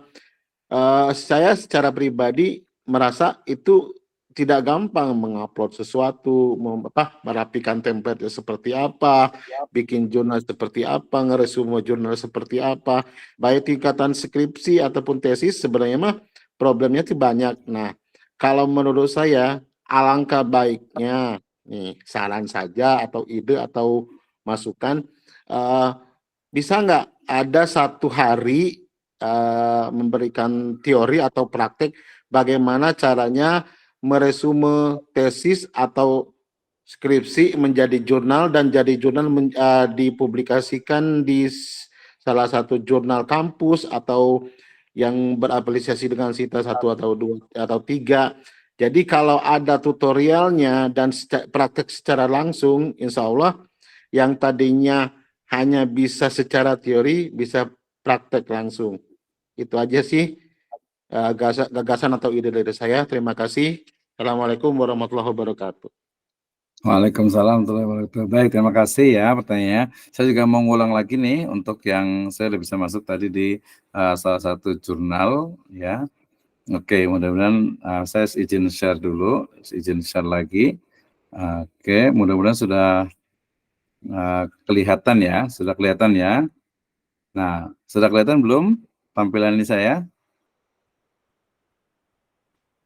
Kelihatan. Oke, ini adalah kebetulan saya aktif dari 2017 ya, atau 2016 bahkan di APIC, Asosiasi Pengajar dan Peneliti Hukum Ekonomi Islam Indonesia, ya APIC. APIC ini memiliki Jurnal Hukum Ekonomi Islam atau J ya. Jadi saya akan login. Jadi tadi udah register ya, ini register ini username-nya, kemudian ini password-nya. Ya, saya akan login. Nah, lihat. Ya, akan login seperti ini. Nah, ya. Nah, di sini ya, sebenarnya kalau kita mau submission, jadi dari akun ini nih, dari Misna 1979 ini ada lihat websitenya di sini. Nah, ini tulisan saya yang belum diterbitkan. Ada kaidah fikih kemudaratan harus dihilangkan, kemudian foreign exchange trading menurut Dewan Syariah Nasional. Nah, kalau kita mau buat baru tinggal new submission. Ya, nah ini urutan dari yang saya maksud nih. Ya, jadi dimulai dari start-nya, submit artikel. Di sini kita tulis istilahnya itu komentar untuk editornya, kemudian juga di sini ada pilihannya, save and continue-nya gitu ya. Kemudian nanti di-upload. Nah, udah ketemukan di sini baru ke lanjut. Jadi belajar begini nih. Ya, misalnya ini kita asal ya. Gini ya. Kemudian saya yes, agree, ya, kemudian save and continue. Nah, dia harus diisi semuanya nih, ini gitu ya, diurutkan satu-satu gitu, required semuanya. Ini mungkin bedanya kalau yang ini bahasa Inggris mungkin nggak terlalu biasa gitu kali ya. Nah, ini komennya juga, saya komennya akan dulu ya, oke. Nah, kemudian di sini langsung baru ke save and continue. Nah, submission. Nah, di sini nih kita ensuring blend review-nya. Oke. Nah, kemudian di sini dia akan otomatis ngupload dari data ya. Di sini upload filenya ya. Apa mudah lah ya kayak gini, kita misalnya upload filenya di sini gitu ya. Oke, kemudian nanti kita ini kan urutkan, nanti ada reviewnya, ada confirmnya sampai kepada ujungnya ya. Jadi mulai dari istilahnya itu mana?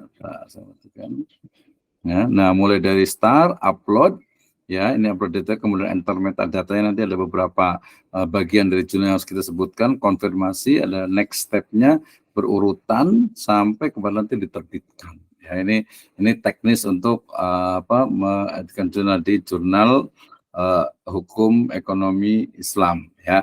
Ini dia masih proses untuk akreditasi ya. Ini tulisan saya juga ini tentang kartu syariah card ya. Analisis fatwa DSN MUI nomor 54 tahun 2006 tentang syariah card ya. Ini bisa diambil otomatis gitu ya. Ini kita di sini juga ketahuan berapa orang yang sudah download ya, sudah 109 yang download ini ya. Oke ya. Nah, seperti itu ya. Ya enggak dibilang susah enggak juga sih. Ya, dibilang mudah ya memang mungkin tadi perlu untuk IT-nya, teknologinya itu biar paham cara ngupload, dan OJS Open Journal System itu di semua platform itu dia sama seperti itu gitu ya. Kadang yang agak lama sedikit itu biasanya reviewernya suka agak lama gitu ya. Nah, ketika sudah siap publish, jadi tadi bayarnya itu sebenarnya ketika sudah siap publish, kalau sudah siap publish ya otomatis dia langsung biaya sekian untuk bisa publish di jurnal kami ya, setelah ada letter of acceptance, ada LOA-nya gitu ya, baru udah bayar nanti baru diterbitkan seperti itu ya. Oke, terima kasih ya untuk Abi ya, insya Allah nanti istilahnya itu bisa saja nanti offline ataupun online Ya, tapi kan tadi udah itu juga. Jadi lebih bagus kalau namanya case study.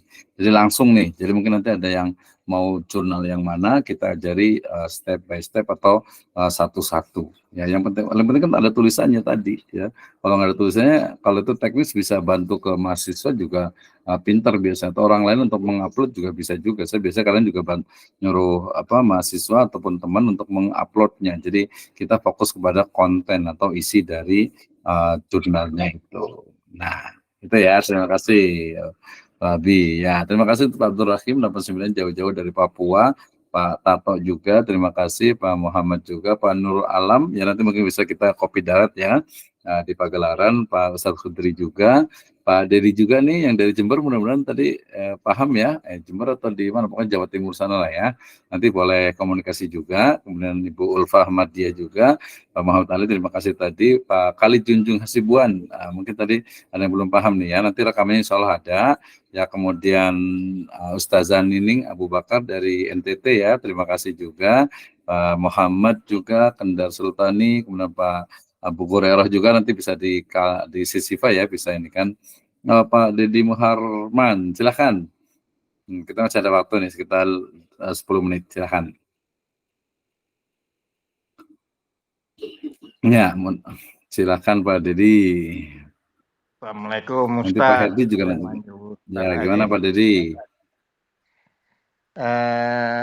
Sebenarnya menulis itu berhubungan dengan hati, Ustaz, yang saya rasakan. Ya, luar biasa, menulis dengan hati berarti ya. Ya. Gak jadi-jadi tulisannya kayaknya. Kadang-kadang perasaan kita itu ada malas, ada ininya gitu kan. Nah, memang saya sudah pernah terbit beberapa, tapi baru taraf di Sinta 4, Ustadz. Kalau ini ya, reputasi.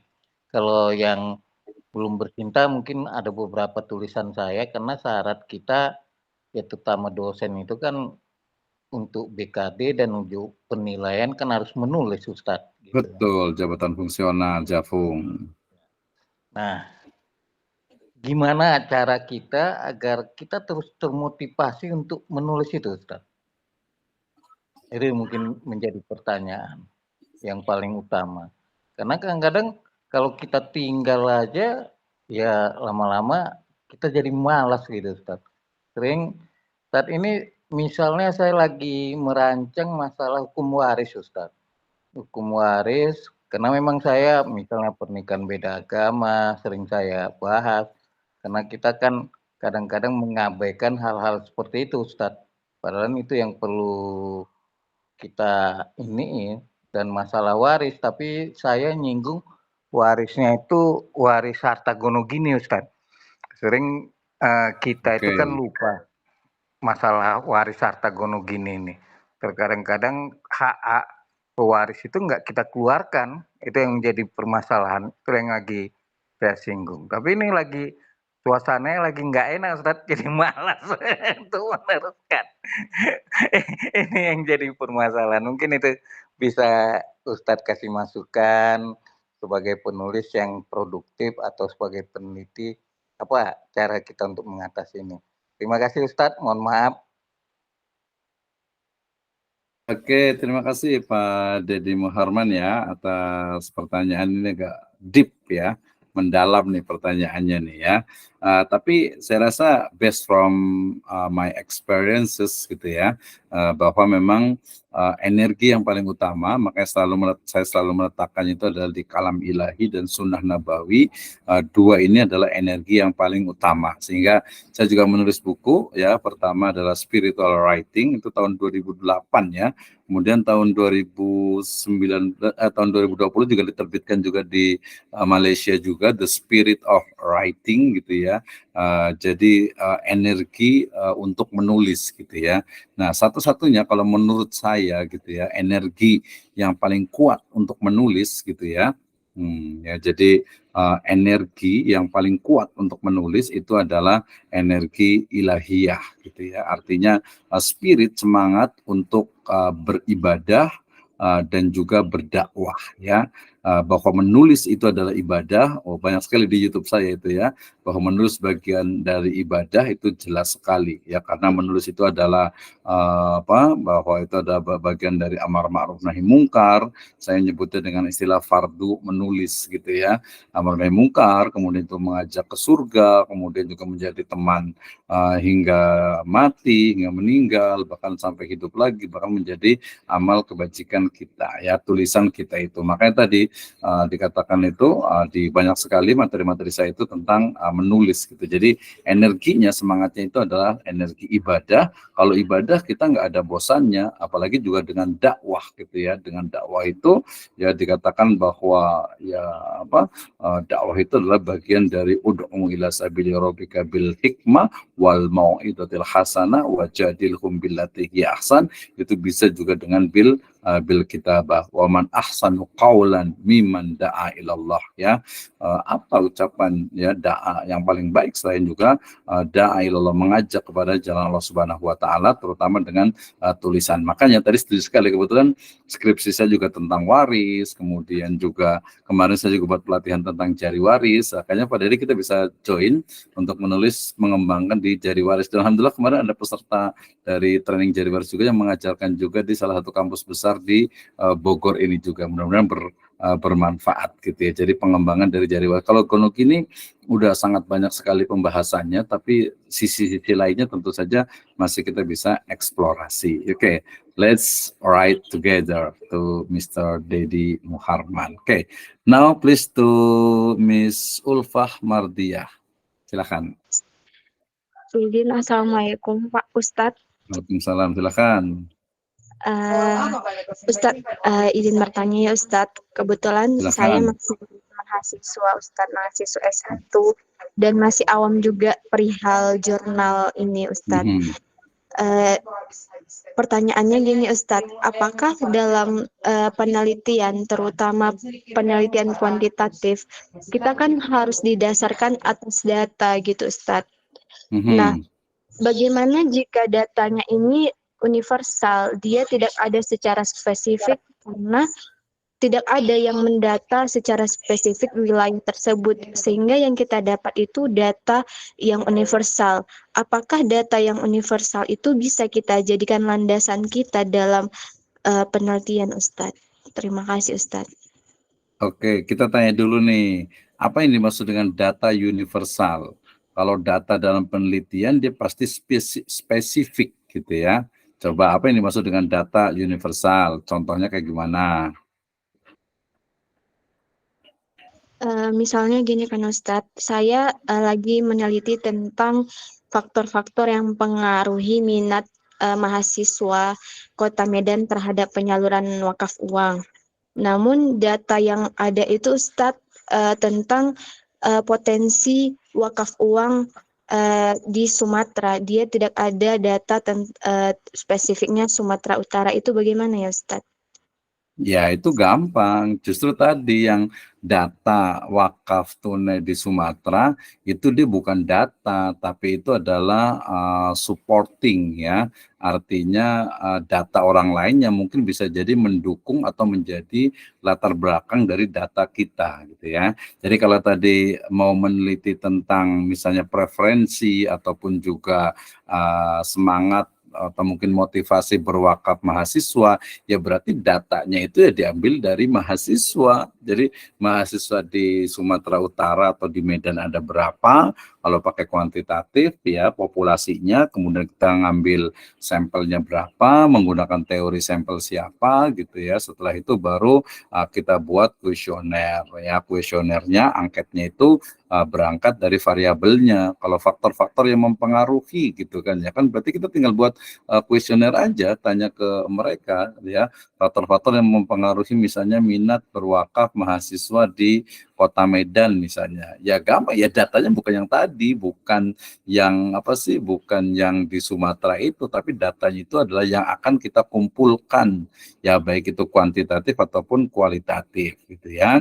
Kalau ini rata-rata dia kuantitatif karena dia cakupannya harus bisa to generalize, mengeneralisasi Ya, makanya nanti kita tanyakan nih, kita kalau mau nanya itu berarti langsung spesifik penelitiannya apa. Nah, kalau Mbak Ulfa ini mau meneliti tentang tadi faktor yang mempengaruhi minat wakaf tunai mahasiswa di Medan misalnya, ya sudah kita tentukan jumlah mahasiswa di Medan itu berapa. Misalnya ada 2.000 misalnya gitu kan. Oh, nggak mungkin kan ya. Ya gampang, 2.000 kita ambil misalnya 10, 15, 20% dari keseluruhan gitu ya. Atau mungkin jangan Medan lah, kalau skripsi terlalu berat kalau kota Medan ya, satu kecamatan saja ya, bahkan satu desa juga kalau skripsi masih bisa ya, satu kecamatan lah kalau di kota itu ya, atau satu kabupaten atau kota madya itu sudah cukup ya, diambil mahasiswanya. Misalnya kita ngambil dari USU, dari mungkin UIN Sumatera Utara, atau mungkin dari kampus yang lainnya berapa kuesioner pakai Google Form.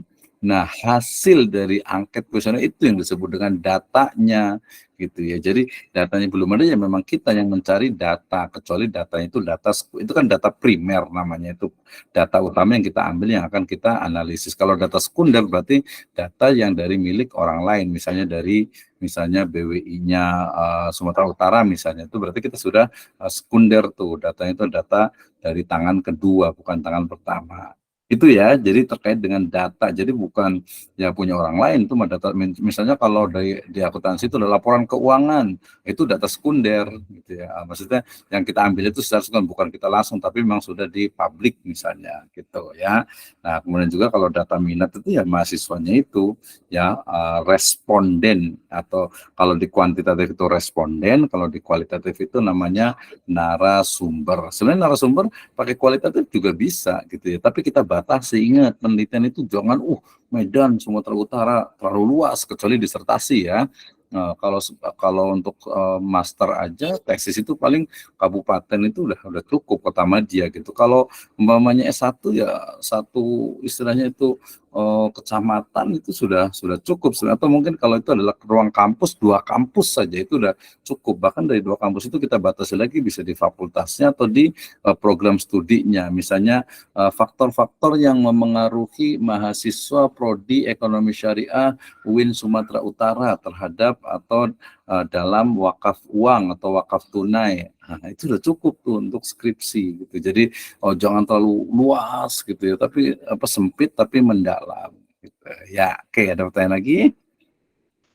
Baik Ustadz, terima kasih ya Ustadz. Oke, terima kasih ya. Jadi intinya untuk semua peserta, saya sangat welcome sekali. Nanti ketika ada pertanyaan, ada yang belum, nanti di WA saya, ya, karena di grup itu juga, di grup Ama Alamiah juga ada, kemudian di grup Majelis Penulis juga ada, dan yang di grup itu insya Allah nanti pelatihan-pelatihan itu nanti kalau sudah pernah ikut, tetap di situ, nanti insya Allah bisa ya free aja lah gitu ya, kalau yang memang ada di situ. Tapi bagi yang berkontribusi, nanti saya sangat terbuka untuk berkonsultasi, silahkan ya. Ada Pak Kali Junjung nih, Hasibuan belum berbicara juga, Pak Herdi juga nih, udah sampai di mana nih ininya, udah selesai ya, tesisnya udah selamat, udah master ekonomi, tinggal tesisnya, apalagi nanti mau jadi dosen nih, Bu Santi, Pak Padri juga belum ada suaranya, Pak Dian mungkin nanti bisa di kampus ya, Sirajul Falah, Ustazah Nining juga nih harus paham tentang jurnal ya, jadi harus diulang-ulang. Pak Muhammad Yunta juga, Mas Kendar Sultani juga,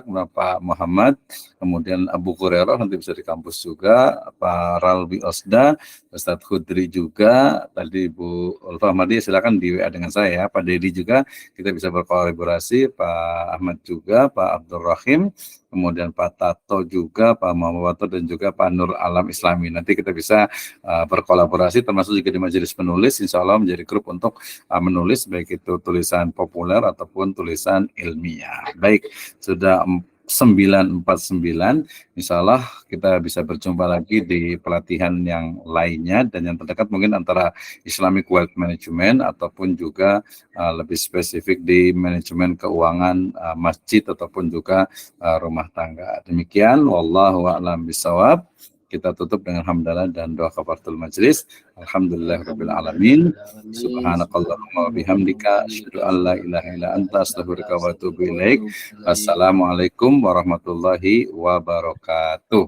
Waalaikumsalam. Terima kasih semuanya.